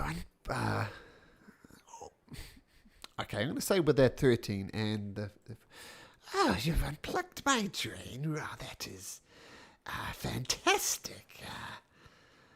It was plugged. I often take my baths in there, so thank you. And what is this gift that you have brought me? A drink. Well, bring it forward, little darling. Oh, okay. I'll bring forward the. As I look at the strays, but as I whisper, is it the mixture? The alcohol? The alcohol with the Oh, Fomorian spit. Oh, yeah. The Fomorian spit, yeah. I'll go forward and present it to her. and we found this, and we knew that we could use a bit sprucing up, and well, I think it tastes much better now. I must just say, are you are a real proper witch, aren't you? Some might say. I don't particularly like the term witch, but I have been called that before. If you're talking about the stereotypical witch, then my friend Charm here would more meet that description. Oh, you both look very witchy. I must say. I'm in awe of your astute ugliness. It's amazing. I wish I could. I'm trying to get to look as ugly as you do in the future. Oh, my darling little goblin, flattery will get you everywhere. I agree, my lady. You're so ugly, your portraits must be hanging themselves. She laughs at that. You're quite the witty one, aren't you? Anyway, what's this drink you try. have? What's this drink? Well, you're witty at times. Sometimes you're not quite as funny. Maybe half as good. Maybe a bit of a half-wit at times. I think my friend here could describe it much better than I am. How would you describe this drink we've made, Kuhn? So just out of character, what is this drink exactly again? I think we took the mushroom alcohol and then Uh-huh. mixed some of the Fomorian spit in it. The We Fomorian got a spit. bottle of Fomorian spit that said "Do not drink." Ah, okay. Plus, what was in that bottle is her brew, so there might be some remnants of her brew outside in it as well. Yeah. Okay, so part polymorph thing that polymorphed Matilda. And part Part Fomorian alcoholic brew and part Fomorian spit. Don't know what that does, but it says "do not drink." So This was a exact description of it.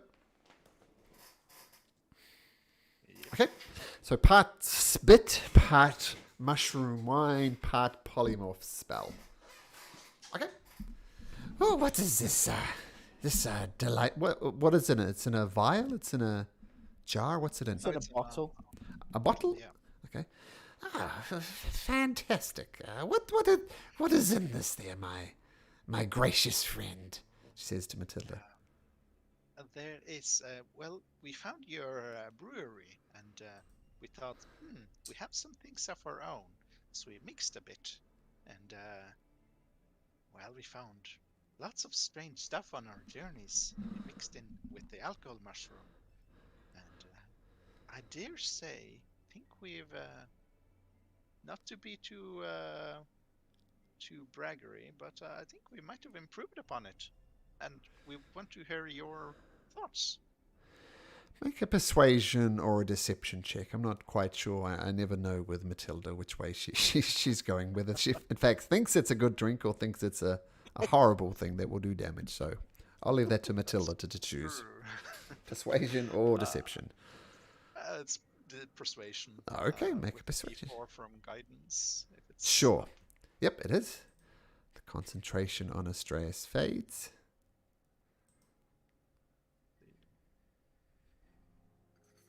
Oh, there we go. Oh, yeah. Well, I thank you for your gift. Do you mind if I drink it now? Oh, sure. Go ahead. She tips the whole thing and kind of, she places it in her mouth, and you see the bottom of her jowls kind of swell a little bit, and then she tips her head back and, that's quite delicious. I can definitely taste the hints of mushroom in it. And no, she does not appear to be struggling with any type of magic. So whatever happened with that polymorph thing, it could be that it was too long away from the cauldron. It could be that the alcohol neutralized it, which often happens, if you drop stuff in a highly concentrated alcohol, the thing inside the highly concentrated alcohol tends to not react well. No effect from the Fomorian spit. Nope. We just Ah, I couldn't drink it myself. You could have. Well, I'm glad you liked it. Well, you're in my house. You have given me a gift. Is there anything else I can do for you? Well, we heard that you were here, but who is your guest? My name is Charm. It's a pleasure to meet you. Everybody make a perception check. Everybody make a perception check. Stress. No. I'm with a +6.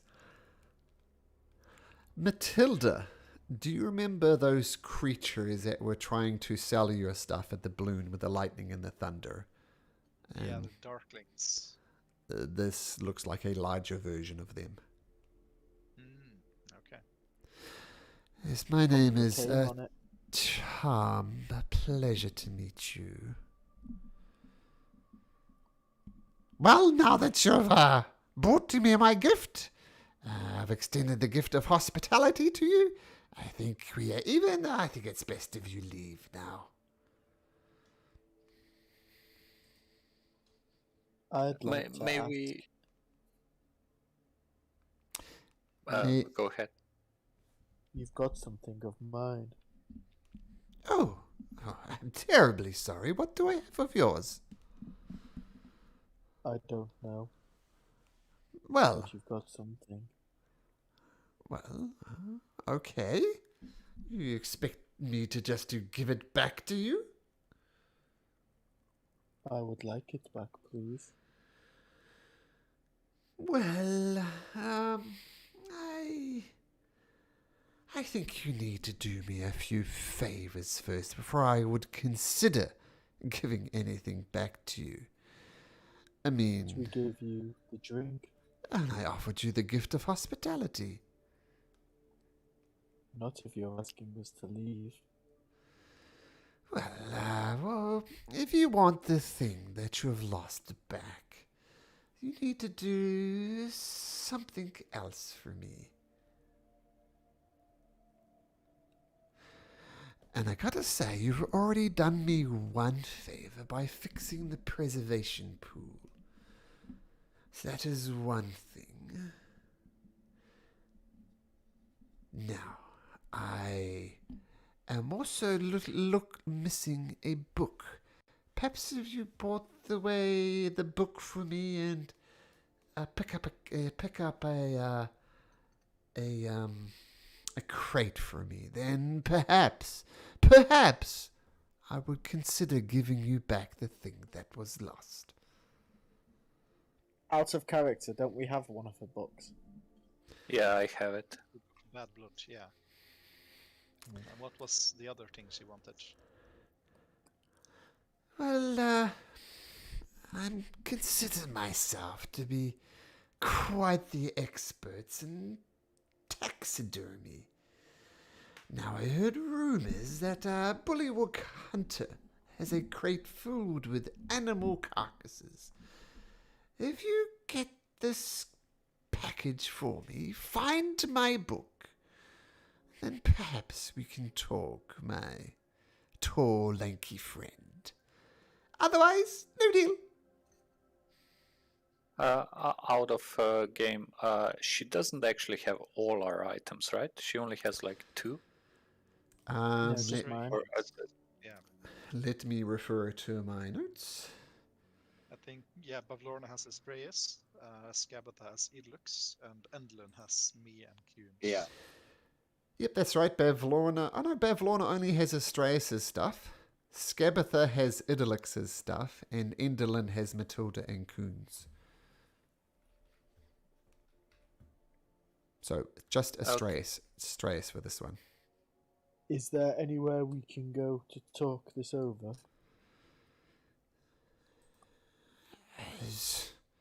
I talk here.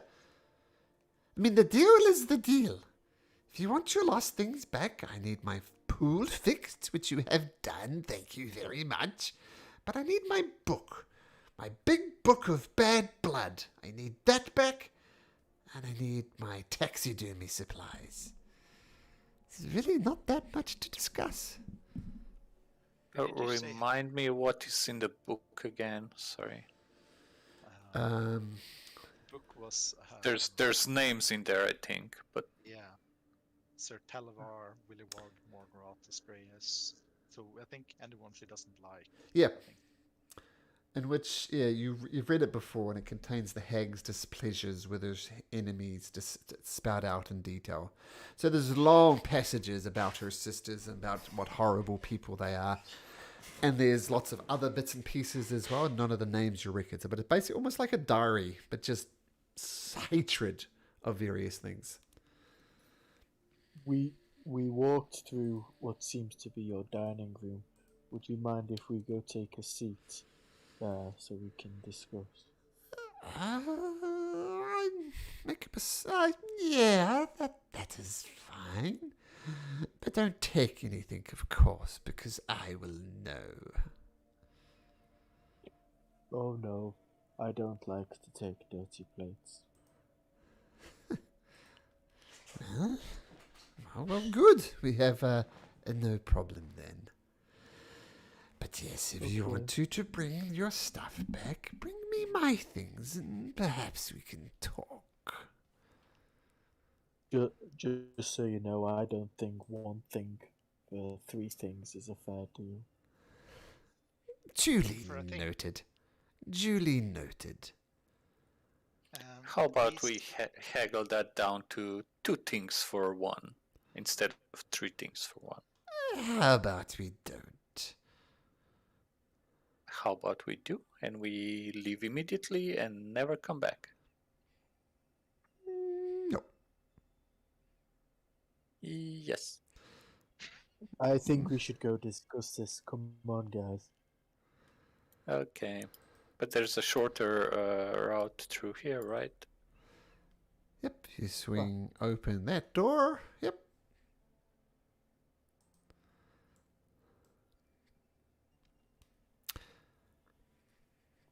I assume you shut the door behind you. Yeah, I was gonna say, Oh, it looks. Please shut the door behind you. I consider this door locked. I forgot I deleted the thing that allows me to lock a door, but this door is closed now. So, and this door is closed now. So I know it doesn't look like that, but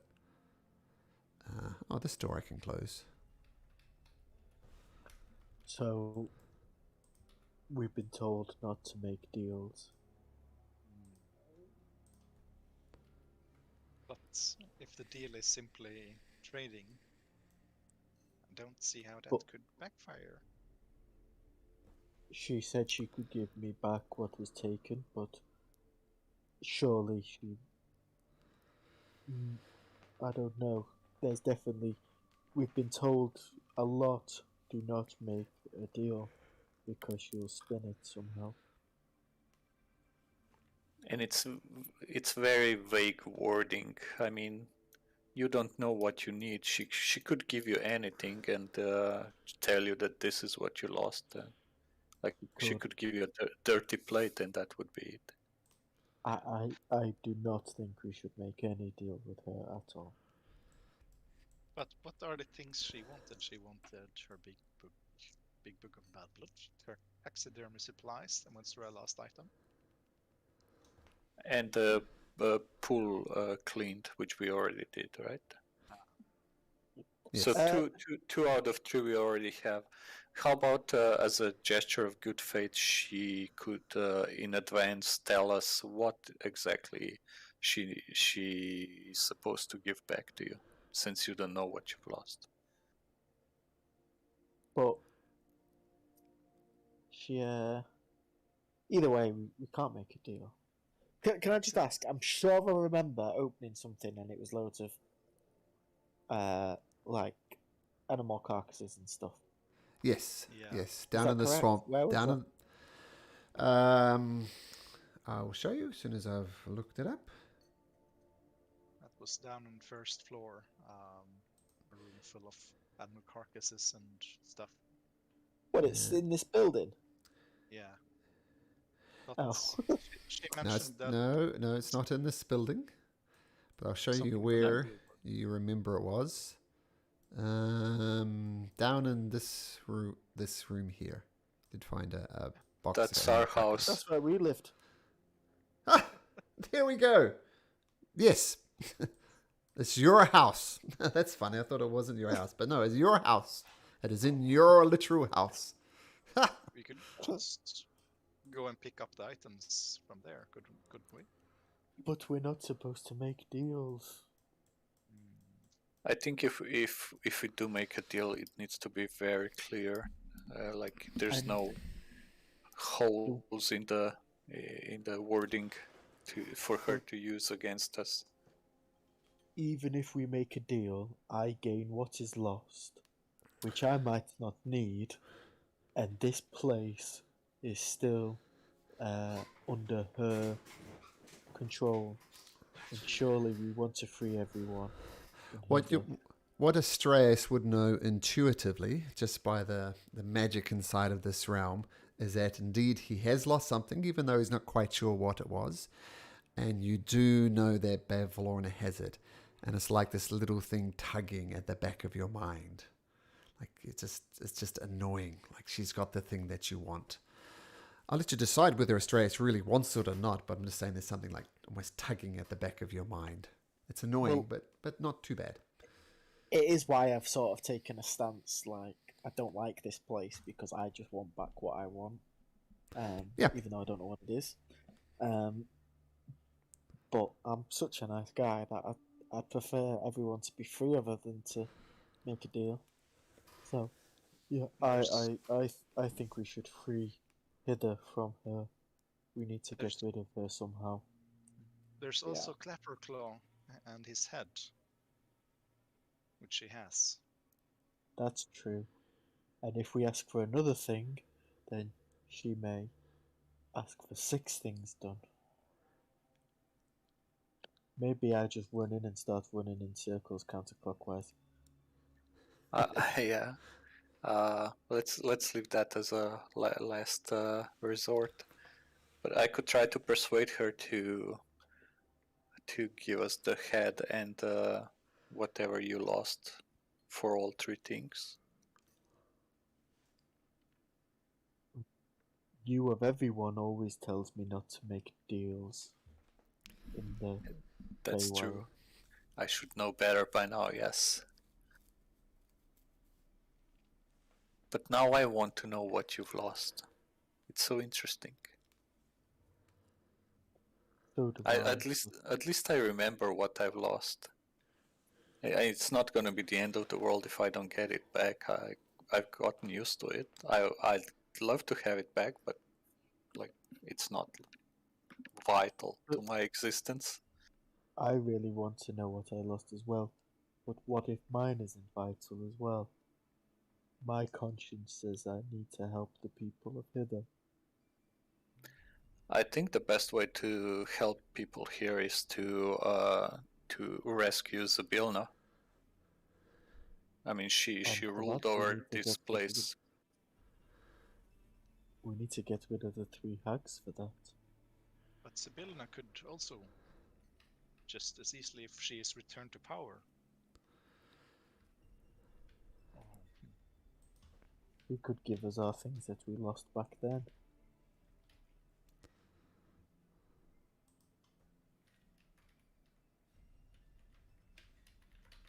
Well, I think she took Idalux's voice. There's also one thing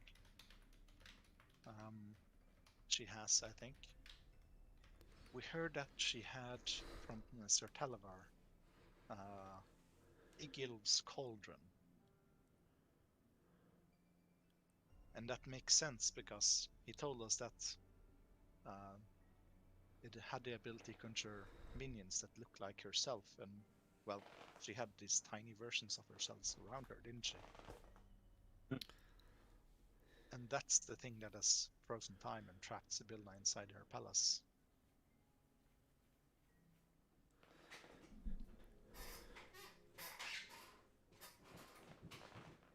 So just making a deal with her isn't enough, I think. Well, we can't take her on. especially with her friends there. No. She's probably too powerful. I think we ask her if we can sleep here, so we can rest, and then we'll tell her we'll go get her stuff in the morning. I And we mean, can sleep on it. some of Yeah. the stuff we need is actually in our house. We could just rest there. Yeah.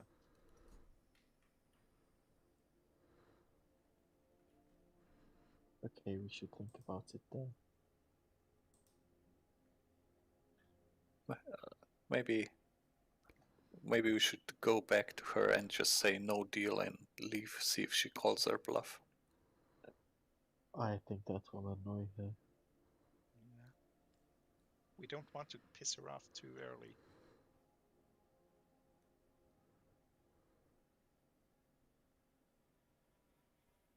I won't lie, I really do want whatever I lost back, but I don't think making a deal is the right thing. What other choices do we have? I mean,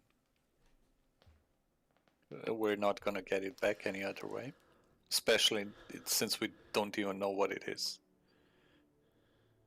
Well, we Oh. could start walking with her shins as we're making the deal. All of us just move around her in counterclockwise and see what she. Perhaps that might make her more liable to accept whatever things we want. But at the same time, we do need to sort out Charm, who's with her.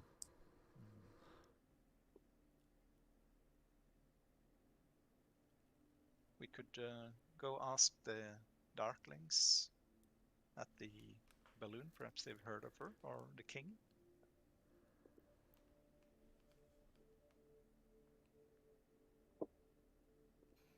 Well, we're not in any hurry, right? We can take the time.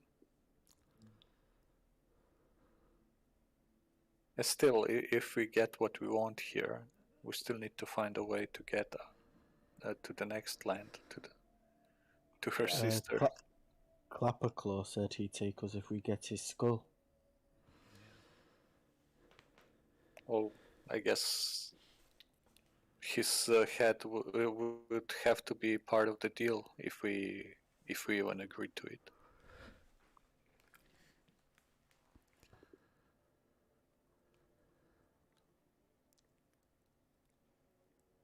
Well, we all seem to have different ideas on how to handle this. Shall we go back to our house and maybe sleep on it? If we decide to take the deal, we can take the taxidermy things with us. But in either case, I think we would. I mean, if we take the deal, we would have to add the head to it. We still haven't proposed or talked about the head with Babylona, right? No. So We could ask. Yeah, we could ask and see what she wants for it. if we get those items she required, which we already have, I think, in exchange for Astraeus' things and the head, or did you want something to happen with Bellorna? She like retires from her role as Queen of the Swamps. She wouldn't agree to that. That's too much Probably to not. ask. I could go invisible and sneak around and see if we can find a cauldron. Perhaps it's at the third floor, if there's one. I saw stairs leading up. The cauldron was outside, near our house. Oh yeah, but probably not the same cauldron. This seems like a much more precious cauldron. We could ask the cook if there's any other stairs that lead up, so you don't have to go invisible. Because you're probably just trying for them not to notice you, correct? Yeah. You could do that but as we're talking to her. No, not this time, but perhaps when we're coming back or something. By the way, the round stairs over here to the north, do they go up as well? Nope, just down. Just down. Okay.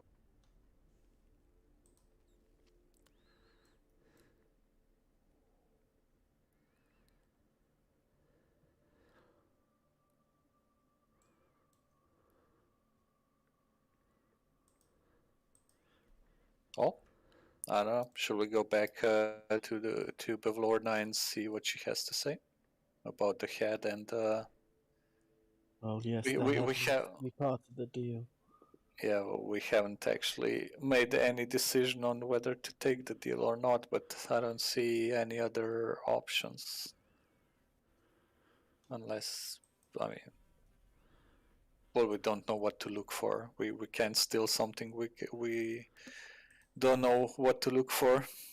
Plus, I mean, the general laws of this land is that you shouldn't steal from others. So maybe we better leave that as a last resort. I want my thing back, but I've been told many a time not to make a deal with her.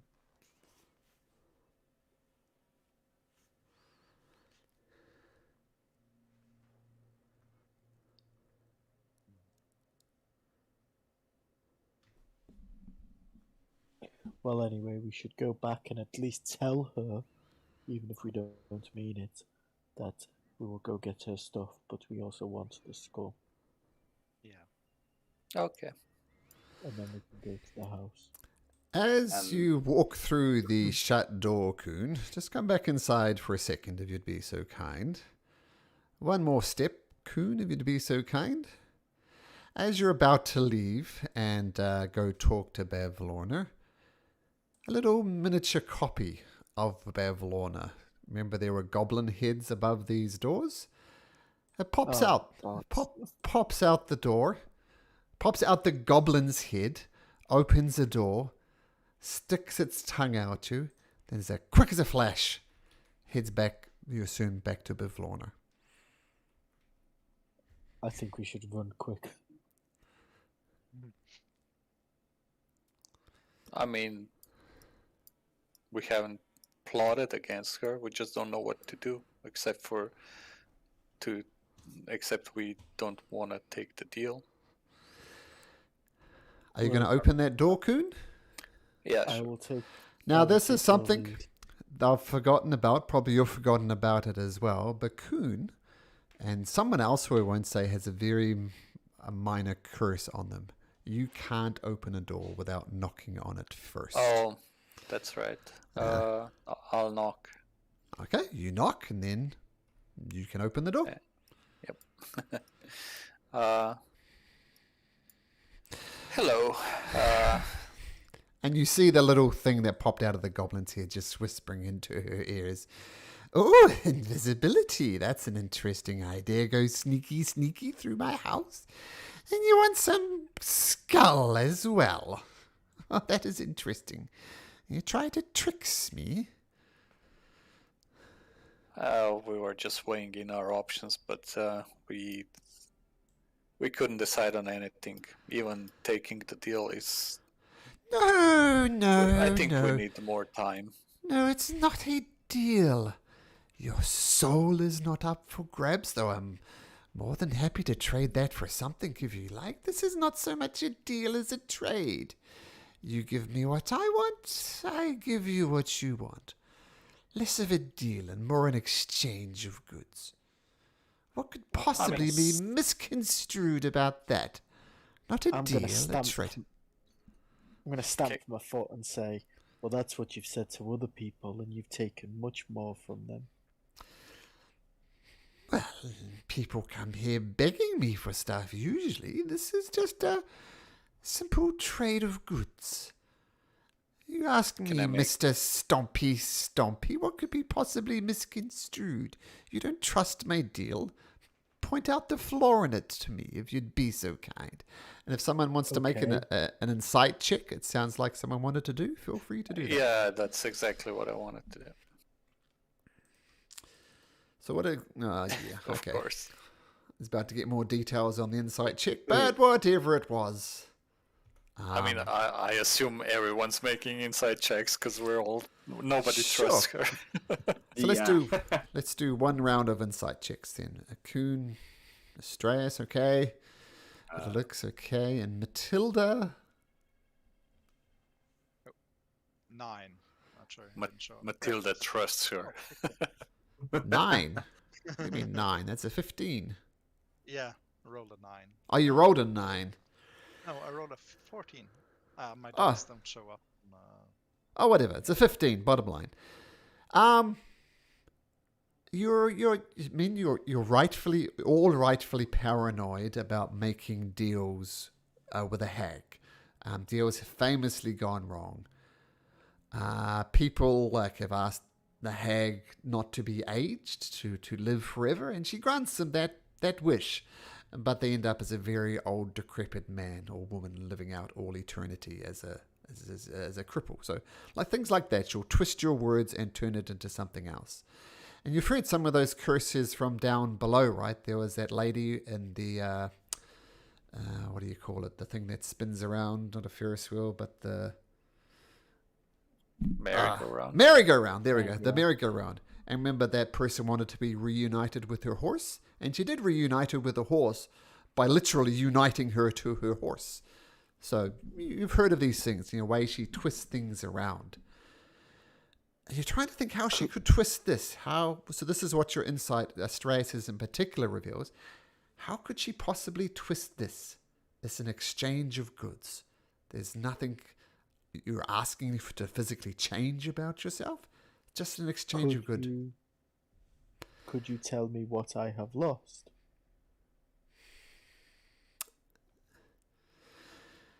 Well, make a persuasion check, Astraeus.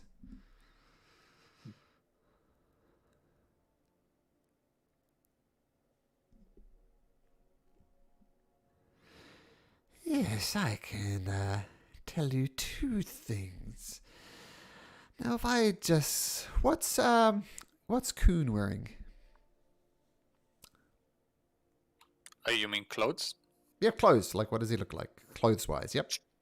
Traveler's clothes. I mean, he wouldn't want to ruin his finer clothes in the swamp, so just traveler's boots. Okay. Something comfy in the... Not comfy, but not... weighing him down in the swamp. Now take a look at your set here, friend here. Now while he's not wearing magnificent robes or anything, you notice how his coat fits quite nicely. It matches with his pants, and his boots, well polished, and they look great. And if you look around all your friends, well, their attire varies. It suits them in a way. Like Matilda with a little hat, looks good. And forget I said boots, hoofs. And your dragon friend, they all look quite good. But you, my furball friend, you just look drab. That cloak you're wearing, I mean, it's on one shoulder, for goodness sake. And that vest you're wearing, it is ill-fitted. It's too tight in the chest and too loose around the waist. And I swear, if you look at your pants, you notice one side is shorter than the other. And I don't know if you noticed, but you're actually wearing 2 left boots. So you, my friend, have lost your sense of fashion. And tell me, when it gets cold at night times, how do you keep warm? Do you try to light fires, my dear? I don't know how to light a fire. Well, so if you do these 2 things for me, you will get back your sense of fashion, and you will learn how to light fires once again. You said if we do these 2 things for you. Oh, two things, yes. I need my book back and my taxidermy supplies. Do we get the skull as well? Oh, Without blood yes. on it? Yes, my little mini doppelganger, should we say, told me about that. Yes. Yes, you may have the skull. It is no use to me.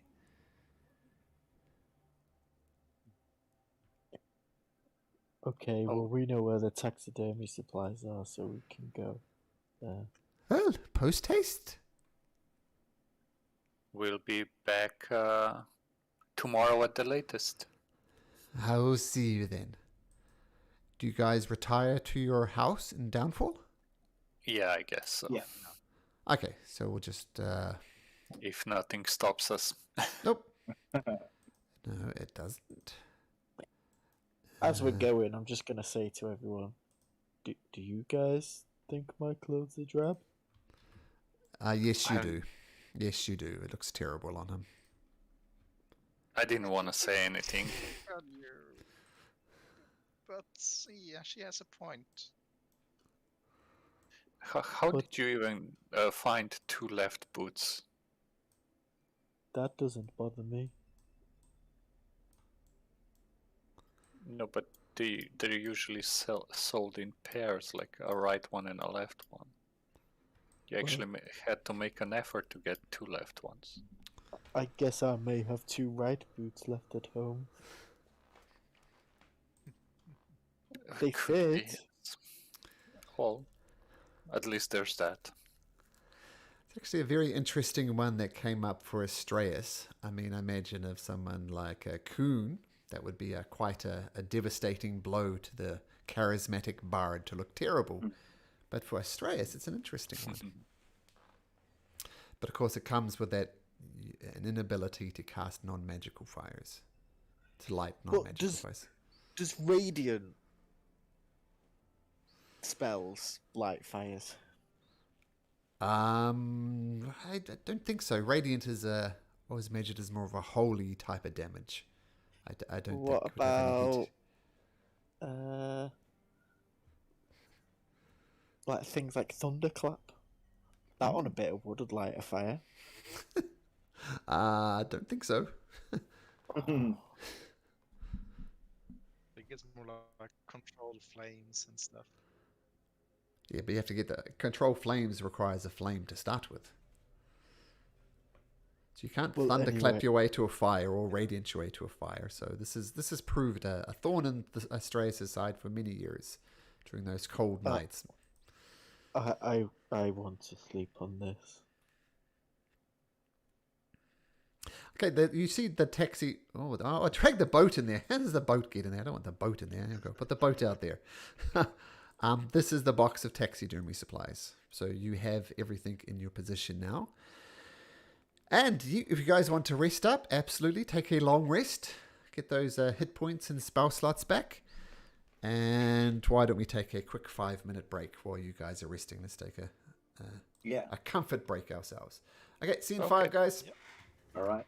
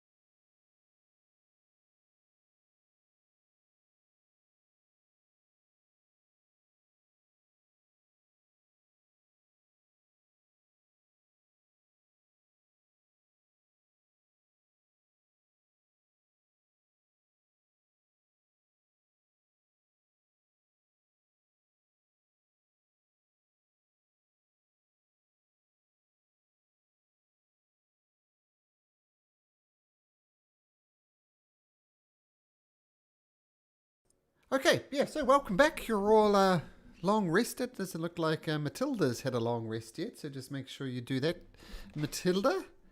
Um, Oh yeah, I think I did, but I didn't update my token. Let's see.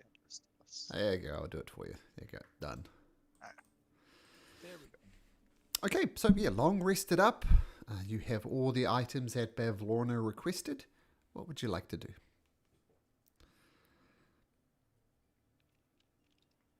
I'm going to cast Mage Armor on myself first. At least, Always a good thing to do. just in case.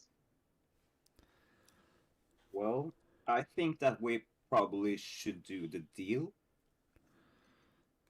Trade. Yeah, do the trade, because I also think that the best idea would get Bavlorna out of the swamp so that she wouldn't be a menace to people living here, but I don't think we have that option at this time. Maybe we could do something about it later. Yeah, I guess first things first.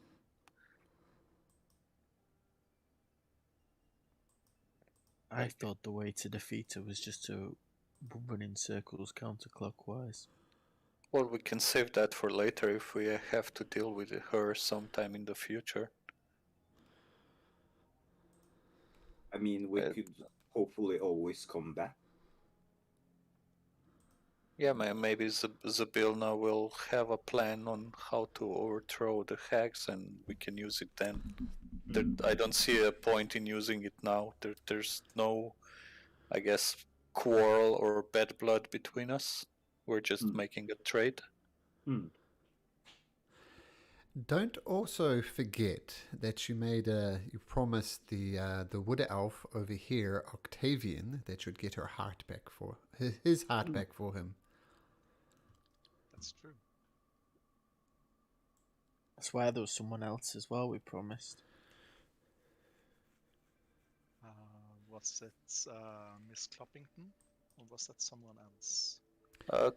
Miss Cloppington,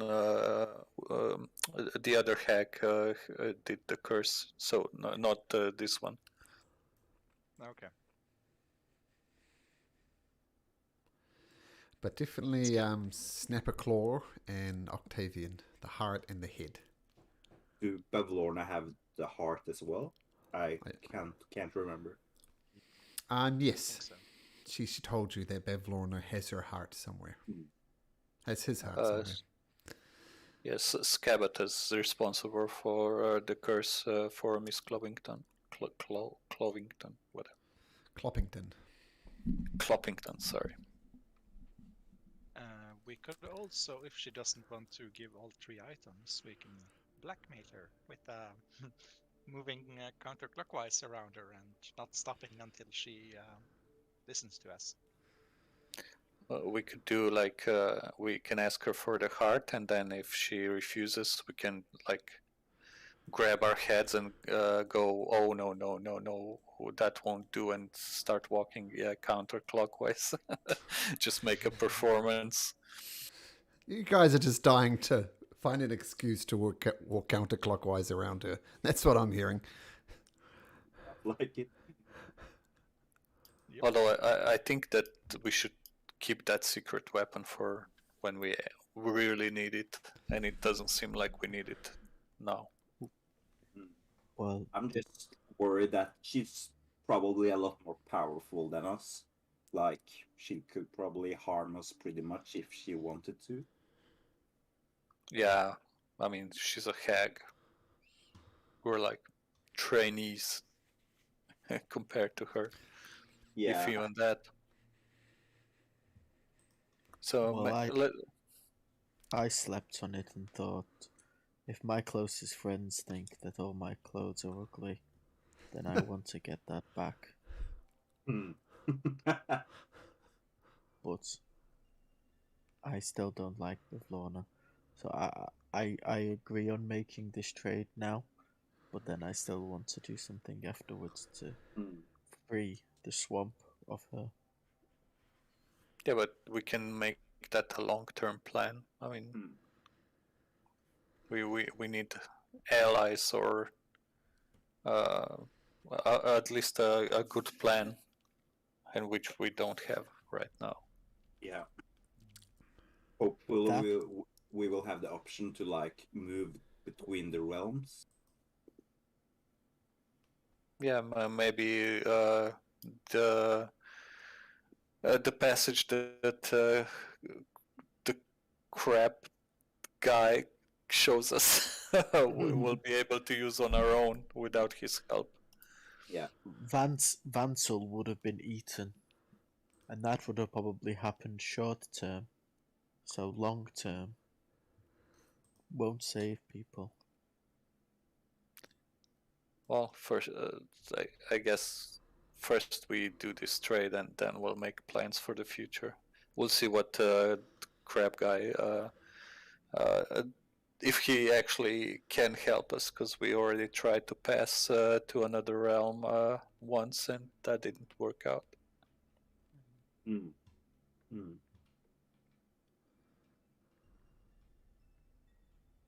I just think it's going to be a one-way trip because if he, where did he say he's taking us to? Tither. Yes. Yeah. So if he takes us to Tither, he's not going to stay there and wait if in case we want to come back, is he? Well, no, that's why I would like to be able to travel between these lands myself Maybe without we his should. help. Yeah, maybe we should ask some more questions about travel. Can we do it ourselves, or are we relying on him to move between hither and thither? Yeah, but we can still get his head first, right? Yeah. That doesn't change. We are going to get it. And I guess we need the heart as well. Well, we don't need it, but we'll ask what she would like in return for it, I guess, and we'll see what we can do. Yeah.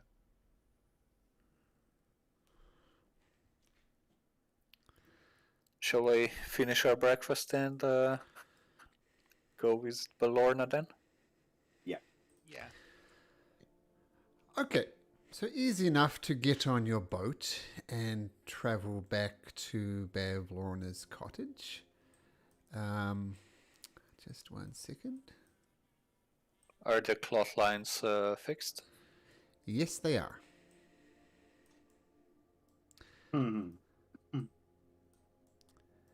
Okay, and you arrive, you climb up the stairs and into Bev Lorna's cottage again. And you... Can I just ask? Yes. Do I still have fireflies around me? Yes, you do. Cool. Fireflies love Astraeus. Okay, and you make your way back to Bev Lorna's cottage. You enter via the rickety stairs below once again. And as you arrive on the ground floor where you freed the gelatinous thing from in here, you see Bev Lorna kind of bathing in the water. She's brought in some type of seat and she's kind of just sitting in there bathing. Oh, that feels much better. Oh, get some of the crinkly stuff and makes it a bit more smooth. And while this is just almost stagnant water, a couple of bubbles appear either size of Bev Lorna. Oh, that's better. Better out than in, I say. Oh, absolutely. And another eruption of bubbles emerge from down below. Shall we wait for you outside? We have what you requested. Okay. And she gets out completely and utterly naked, which is, needless to say, quite the sight. And then Astraeus covers his eyes. And then she puts on like her frilly kind of dress thing that she wears. So you've got the things I wanted. That's fantastic.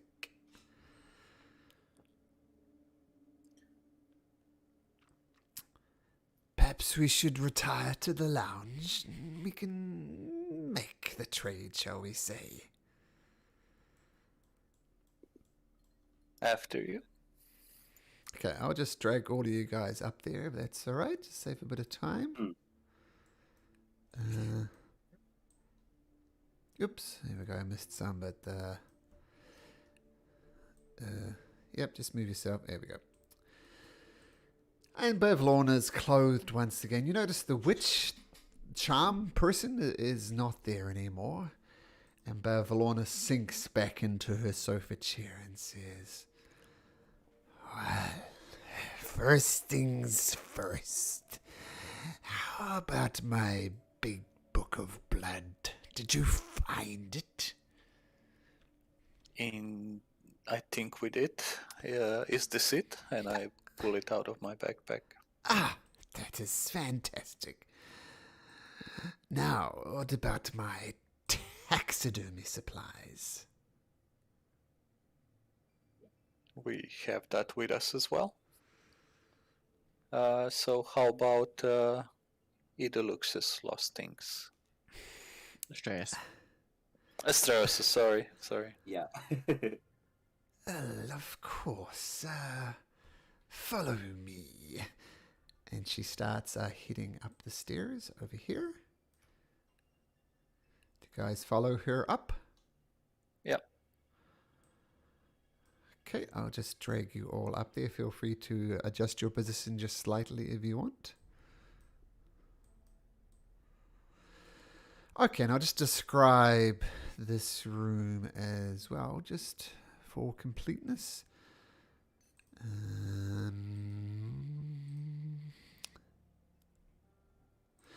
Okay, so inside of this room, there's a ball of light bobs above the rafters, casting shadows over this room, in which the owner's messy habits are on full display.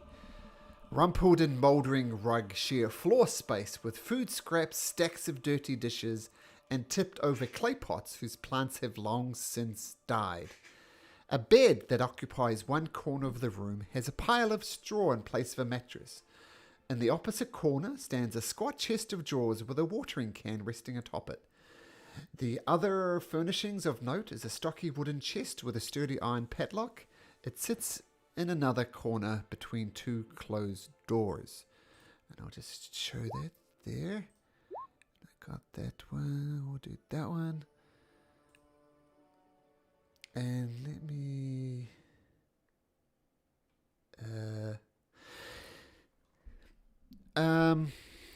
sorry, I think...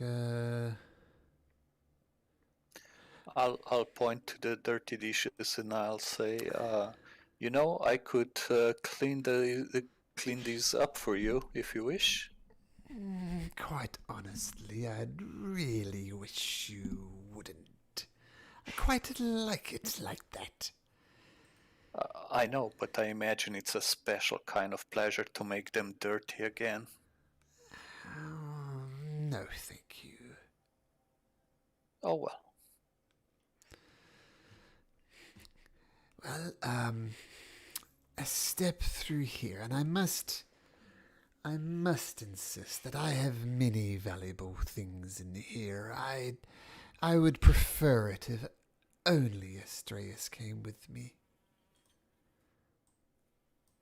Are you okay with that, Astros? I guess. If I die, please tell my mother I loved her. Oh, you're not gonna die.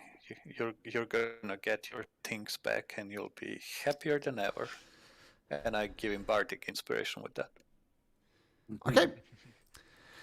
Now, one other thing to note, you'll probably notice these things here in the room.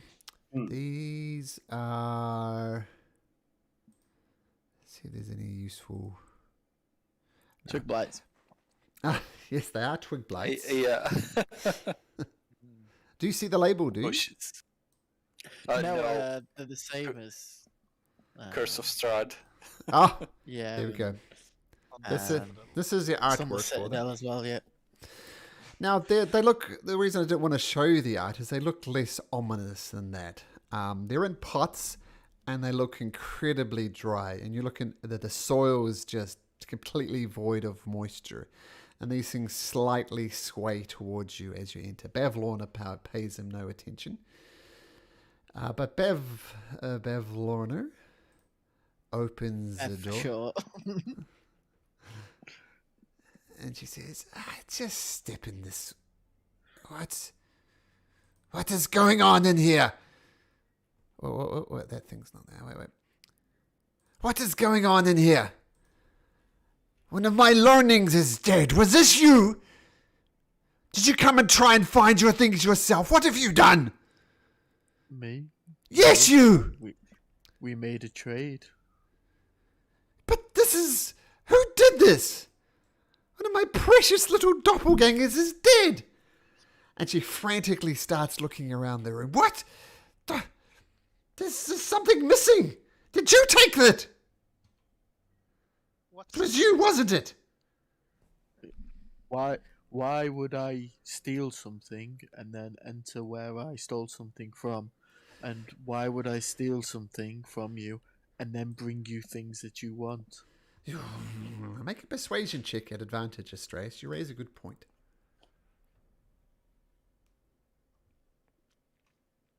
I'll probably still get like a 2.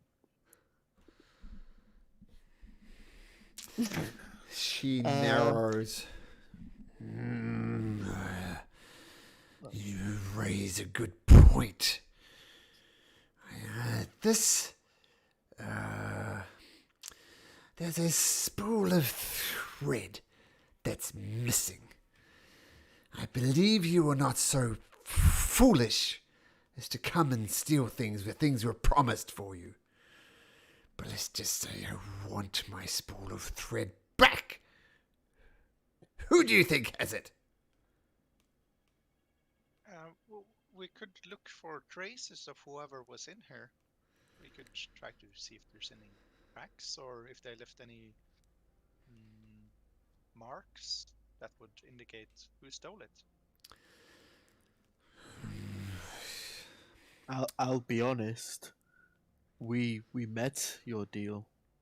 I think first we should close that before we make another deal. Come this way, Astraeus. Do you see this frog in the corner? Why don't you go step next to the frog? I'll just look back at Kuhn and say, bye. Good luck, my friend. Okay, I'll put my hand in the frog. Your limb disappears into the darkness, and it feels though your fingers were pushing through cool mud with eels swimming through it. Now that your hand's in here, just say the thing that you were lost and it will be returned to you. Well, my fashion sense and my ability to make fire. Okay, you reach in and your hand grabs onto something and you bring it out and it looks like a little bit of light, and then poof, the light disappears in your hands and you give your clothes a shake and I feel they're feeling a lot fitting a lot better. You look down and somehow you do have a right boot and a left boot now, and your pants are the same length and everything fits nicely. Well, it seems our trade is complete. Not quite. The skull as well, with antler horns. Well, I'll tell you what else is in this room. There's blankets, quilts, cushions, musical instruments, toys, dolls, jewelry boxes, flower cases, child-sized caskets, and broken furniture. Among the heap are a few other oddities. including a stag skull hanging on one wall.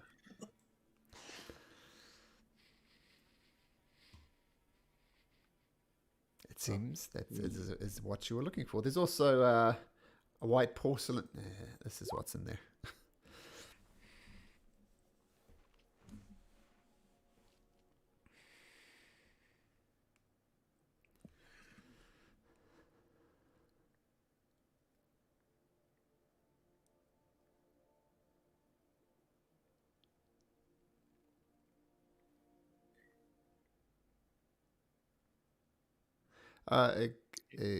Ignore that last bit. Okay. That didn't happen. The weak, tiny, shriveled figure. You took the long way, so that didn't happen. Does anything stand out? Did we hear about any of these items before? Apart from the cat. Well, the skull, obviously, the stag's skull is the skull presumably you're looking for. Everything else doesn't really ring a bell, though. White porcelain jar with chicken legs and a fancy helmet. I mean, why not?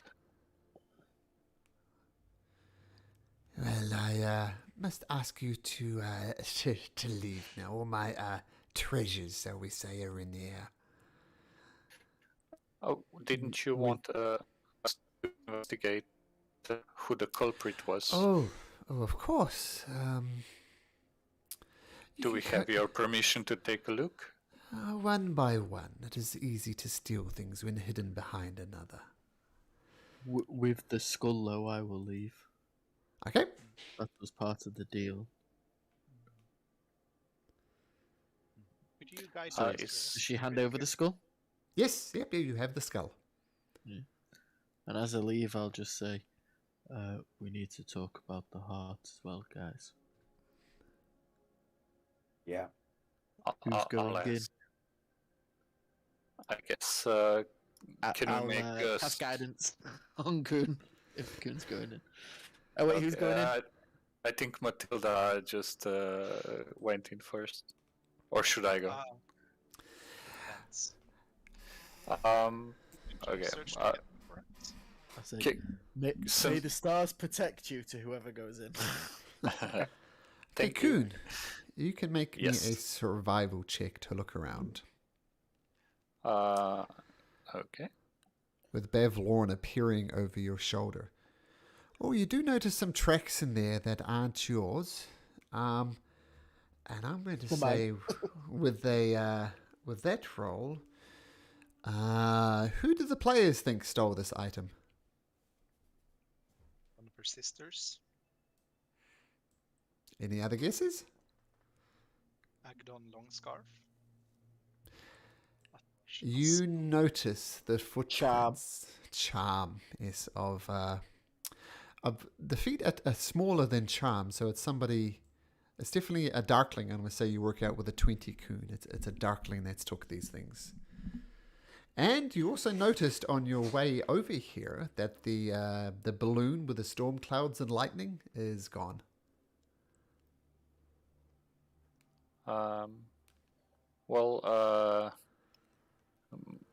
Madam Bavlorna, were there any darklings here lately, apart from your friend Charm? I only saw Charm, but she does have those little shits she deals with. You think perhaps it could be one of them? These are clearly darkling footprints or whatever they leave on the floor. I've seen them before. You can mistake them for anything else. Did you have any sort of quarrel or a competition or some sort of envy going on with Charm? Could she be responsible for this? I think she is. And she peers out a window and sees that the storm cloud balloon is gone. Yeah, I think it's Trinket Bauble and their master Charm that have done this. That is interesting. What could they want with the spool? Well, let's just say it's something very precious to me. I will have words with them. If you ever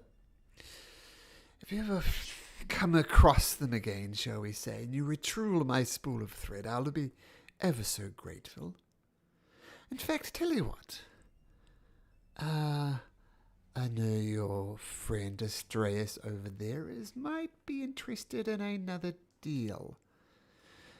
Do you see these items I have here? I have a white porcelain jar with chicken legs. I have a fancy helmet and all sorts of things. You could take one of these things if you like. If you just do me a favor. Is one of these things perhaps a heart of a bard that has been replaced with a heart of a goat? Yes, I could trade you that. And I have conditions, though. I just pop in and go, I don't know how we'd put someone's heart back in their body. Well, just pop your head in, say that, pop out again, love it. You see, my sister Scabatha, I don't like Scabatha. She's a whiny little... Well, I won't say the word in such pleasant company. But if you could go to her cottage, her dwelling, and retrieve a portrait of her, my older sister Scabatha, I could give you this heart that you desire. What do you say? You want the portrait, not the spool? Well, both would be good. Tell you what, if you bring back this spool to me, you can pick another item. But if you get this portrait of my sister, you can have the heart. And if you return the spool back to me, you can choose another item from here. We'll do our best. But I think there's a problem with passing on to her land. How do we get there? To Tither, right? Old Snapperclaw, I hear, knows the way. You find him down in the soggy court. And I think he'll be most pleased with getting his skull back. I'm sure he'll be eager to help. Yes. So you agree to the deal. Let me tell you about Scabatha. Now, there's a big tree in this land we call Tither, called Loomlurch. It's a giant, hollowed-out tree deep in the forest of Tither. Scabatha, she spits on the ground, uses it as her lair. Now, Scabatha's portrait is displayed in a circular room in the heart of Loomlurch, alongside portraits of myself, Endelin, and Tasha. Now, to reach Tither, as you know, you need a guide. There's a scarecrow, a Snapperclaw. Talk to him. He knows the way.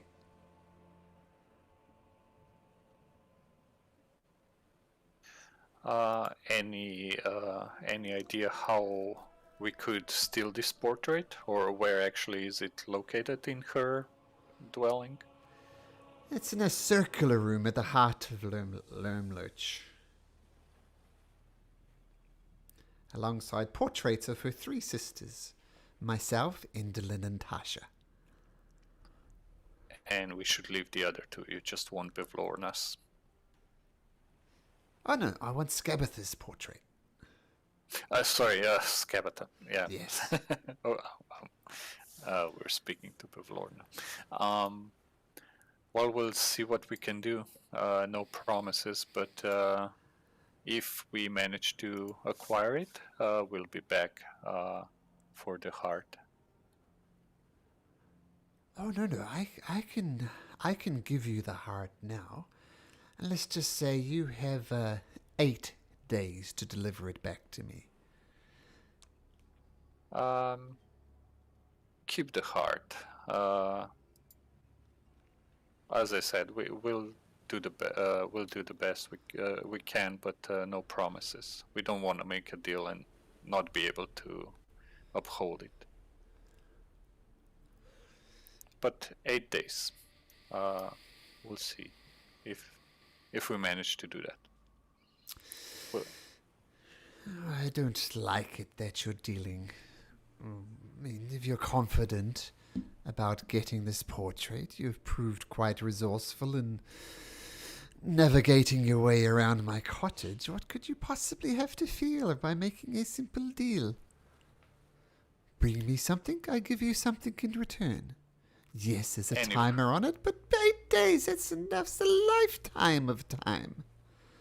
but what happens if we can't? Well,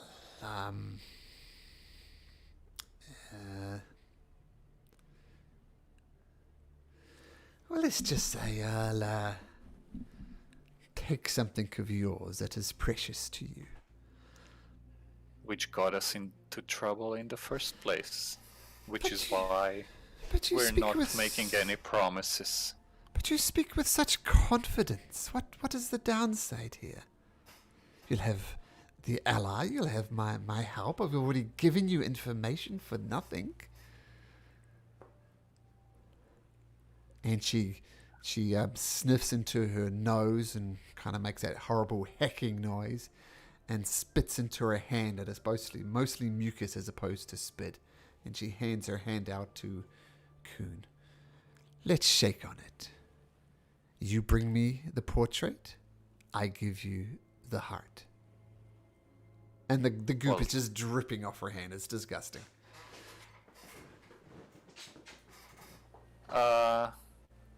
You can keep your hand to yourself. Like I said, we'll try, but no promises. There. Make a persuasion check, Kuhn. Okay.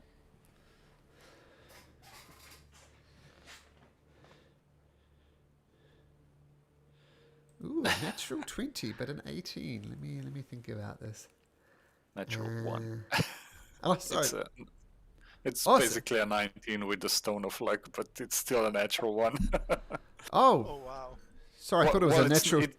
Oh, sorry, I got confused. I thought it was a natural 20, but went the other way. It's not a natural 1 because I automatically get a 10 minimum. So it's a 19 basically.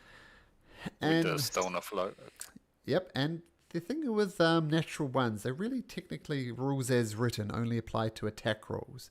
There's no such thing as a natural failure on a 1 for ability checks. So, keeping this all in mind, yeah, I mean a natural 1 is still bad unless you're Kuhn with these type of checks. But it's actually funny because, well, not funny, but D&D Beyond actually takes into account that it's a 10, not a 1. Oh, cool. Yes. Otherwise, it would be a 9. Okay, well, that's good to know, just in case we forget. And she says, okay, very well then. But I will expect you back in 8 days. Otherwise, you cannot take another item. I think that's fair, is it not? Of course, more than fair. I guess we'll try and be back in 8 days. We'll see you then. In case it wasn't obvious, this was a stag's head as well. I didn't notice it in the art there. Yeah. So this is the thing you were looking for. Can I take one of these little twig things with me? I'm sure we could make some type of deal. Nope, never mind. Bye. Okay, what are you guys doing? You heading back to the swamp? Yeah. Okay. I think we're done here for now. Yeah. So Bavlorna leads you outside of her cottage, and as is tradition, let me just do one thing. I will just reveal the full map to you because it's a cool map. Boop. So that's what the entirety of the map looks like. Mm. Very cool maps. I mean, just the last couple of maps Wizards of the Coast have done, like the ones in Mage are just terrible. They're just stick lines almost. And Yeah, these are much better. yeah, these are much, much better. No, not even comparison. Okay, but you guys go back into Downfall. You also you go back to your cottage, which is where you were anyway.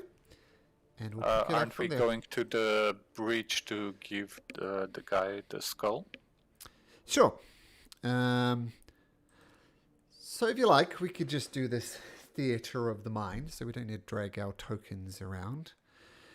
But you go back to the bridge, and you see that the chattering heads still there, babbling along over in this area, talking about how they should have been the rightful king and all those type of things. And you see Clapperclaw the scarecrow, you know, just splashing his feet in the thing, looking down. Says, hi guys, how's it going? Hi. We have your head. Oh, you're kidding me. Oh, and it's very hard to hide a moose head, I guess. Oh, fantastic. Can I have it back? Of course. And he takes it, he rips this gourd off his head, places this skull on his head. Oh, yes. That is fantastic. Thank you. I am the happiest scarecrow in existence. Whoa, I'm just so overjoyed. He starts doing a little dance around the bridge. I've got my head back. I am so happy. Whee! Oh, well, is there something I can do for you? Well, you mentioned you could take us to Thither. Oh, I'd be. Is that a one-way ticket or? That's a good. No, I know how to get to. Let me just check my dungeon master notes. Because there's some funny rules about that.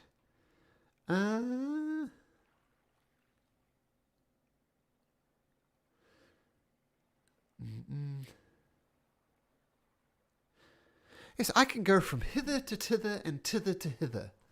I think I'll go with you to thither, actually. I tire of this place. Now that I've got my head back, I'm most excited. So I'll take you to thither. I'm not sure how you'll contact me to get back to hither, but if you find me, I'd be delighted to bring you back. Matilda, can one of your charms maybe enable us to contact him after we're done? Yes, but I would have to give him something of mine. If I can't. Well, I can give him a token of mine when we get to Thither, and if he leaves, but it lasts just for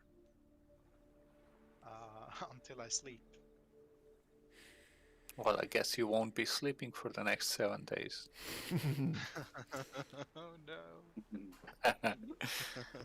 We'll find a way. Maybe we'll meet somewhere where we'll both know where to find the place or something.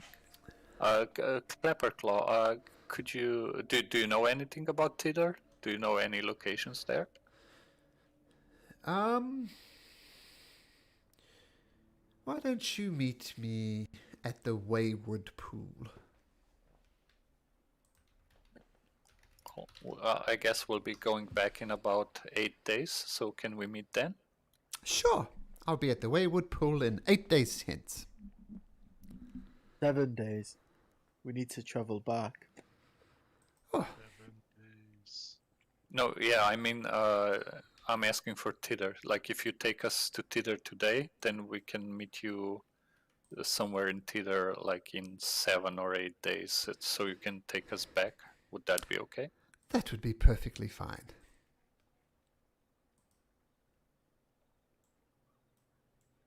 I'm just ecstatic to have my head and desperate to get out of this swamp, so it suits me perfectly fine.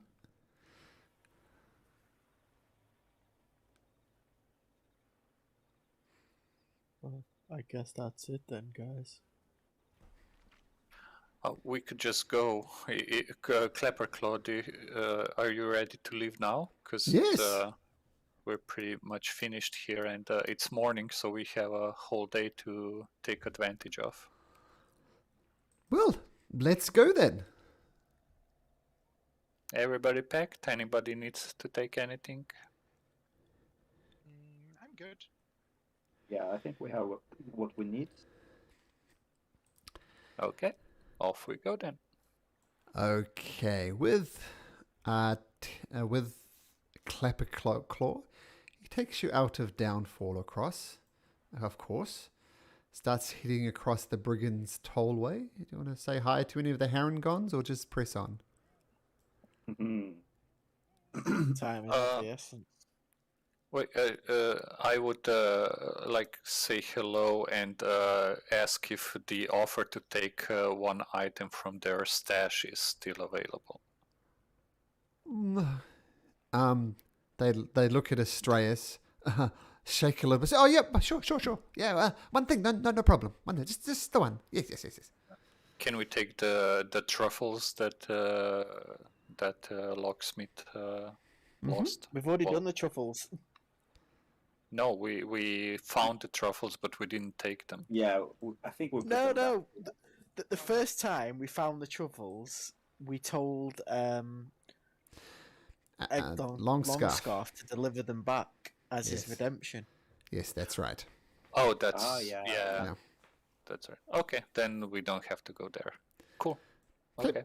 But they're all eyeing Astraeus, the rabbit murderer, the Harengon murderer, whose dark deeds shall become the stuff of nightmares among Harengon children.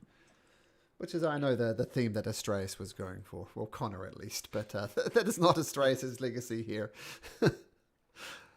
So you follow the Brigands Tollway, and Clapperclaw leads you to these mists.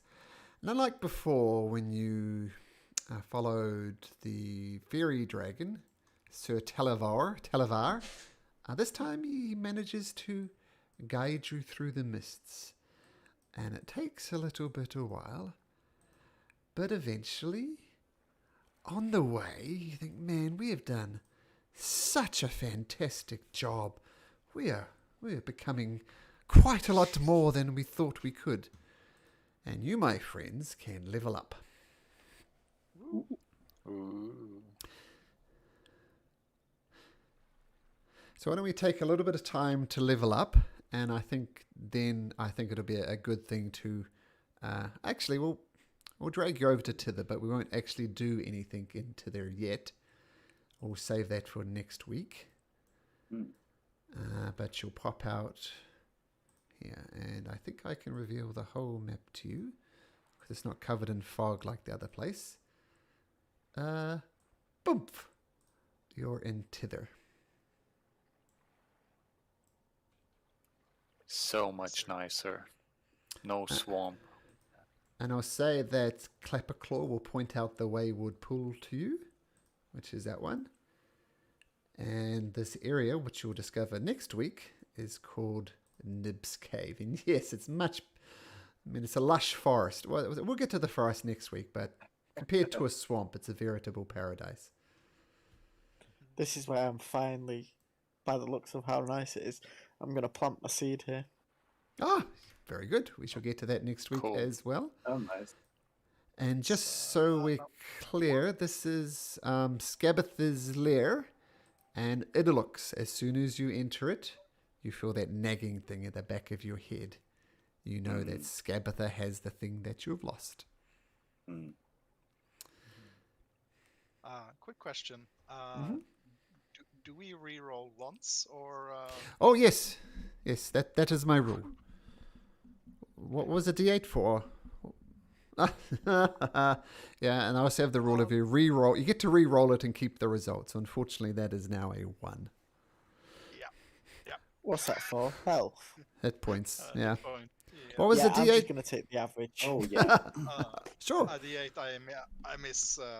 Oh, you misclicked. I Okay. forgot. It's not a D8, it's a D6. Yeah, so you can re-roll ones, but you don't get to re-roll the 1. So unfortunately, that's a 1 in 36 chance of getting a 1 on your hit points. But unfortunately, that's how it worked. It's like you're a sickly child. Yeah. Which is kind of almost on point. You guys doing anything interesting with your levels? Well, it's level 4, so. I guess maybe. Yeah, I had a question.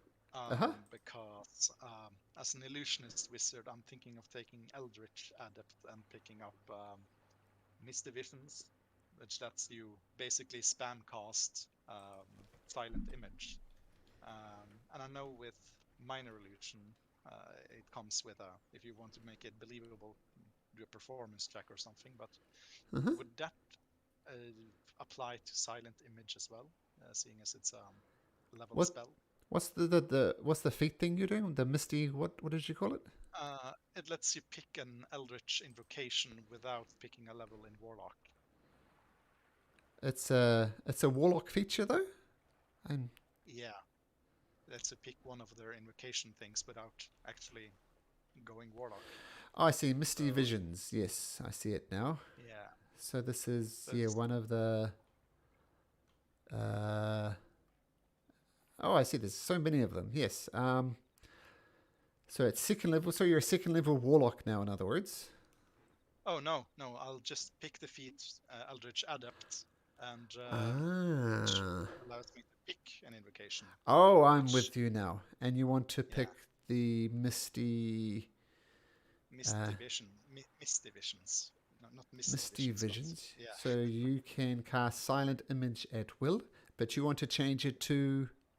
Oh no! My question is because I've since when I cast Minor Illusion, it comes with a little performance effect sometimes to make it believable.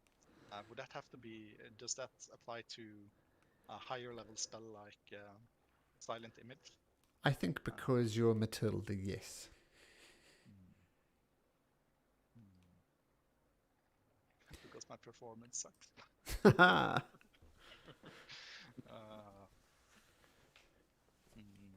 Could be fun though as an illusion wizard. So this is a feat choosing level. Oh yes, it is. So what are you doing? A stress feat or ability score? Just checking now what my wisdom is. Idolix, what about you? I'm not really sure either. Probably look at some cool feats, perhaps. Okay. Kuhn? No. I'm taking skill expert to raise my charisma to 20 and get expertise on performance. So 2 great things. Okay, skill expert. I'm boring and just taking the +2 because I want my wisdom at 20. Okay, well that is a useful thing. So with the skill expert, you already had an odd numbered ability score, which you're increasing by 1. Is that the idea? I have 19 in charisma, and I'll get a 20. Okay, so useful. So and you're proficient in. I'm proficient in performance, and now I'll be an expert in performance. But you also gain. And I get 1 more proficiency, but that I'll still have to choose. Okay. Okay, good to know. So on Roll20, how do I add that +2? Let's have a look. Just manually add it. Yeah. I mean, but you don't actually have. You mean in D&D Beyond, I assume. Yeah, sorry. Yeah, that's D&D right. I was a Beyond. bit confused there for a second. Let me see if I can do that for you. I could just go on other modifier and put 2 in there.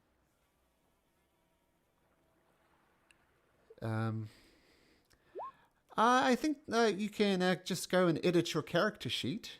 Oh yeah, and just do the other modifier in that character sheet when you when you're creating it. Yeah. So as long as your what is it? Your wisdom. Oh, it's on 20 now. Looks like it's 20. Yeah, So I've had the +2 onto it. yeah, so everything will be as appropriate. But yeah, having a 20 wisdom is pretty cool. Gives you more spell slots, I think, or memorize more spells. One of the two. I think memorize more spells prepared, which is useful. Okay, so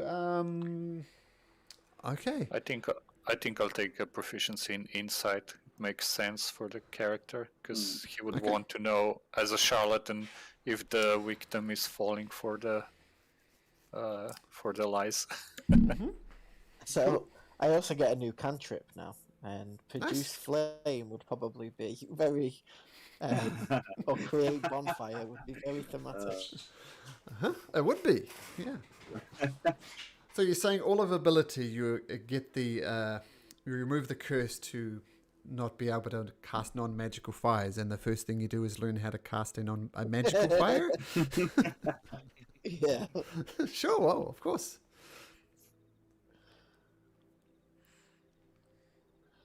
Cantrips are all pretty boring for a druid. A good druid craft, but everyone has something better. Well, guidance is always a winner, of course. That's Yeah, but I get it for free. oh, well, there we go. Okay, any other questions or any decisions from the undecided about feats or ability scores? What are you thinking, Adilix? Well, I guess it's always a safe choice to just increase my strength to 20, since it seems like Idlux is taking the muscly role in the party. But I'm not sure. I kind of want to. Well, I'm not pressuring you to do it now, so feel free to ponder it over the week. I mean, Yeah, I might do that. There's just so many feats, right? It's hard to know which one. Yeah, it is. Yeah. And Matilda, you took the feat, the Eldritch thingamajig. Yeah, basically means I don't need to use spell slots to cast Silent Image anymore. I can just spam cast it. Cool. Once again, that's seems Matilda-y thing to do. And so it's just Kuhn took the feat that gave them all those skill expert, yeah. Skill expert. So yeah, so almost there. So feel free to ponder it over the week, Astraeus. But if there is ever a good point to end the session, I think it's right now as you guys just lurch into Tither. Yeah. Okay, fantastic. We'll end it there. Thank you very much, guys, and I look forward to doing all this again next week. You're a fun group to play with. And I think this module particularly suits role-playing more than some other modules, and I think you guys are doing it very well, which is, I think, what's making this adventure so much fun. Yeah. You've all got very distinct personalities, which is great. Okay, thank you, guys. We'll see you next week. Take care. See you next week. Yeah. See you. Thank you, Malcolm. Okay, bye. Bye.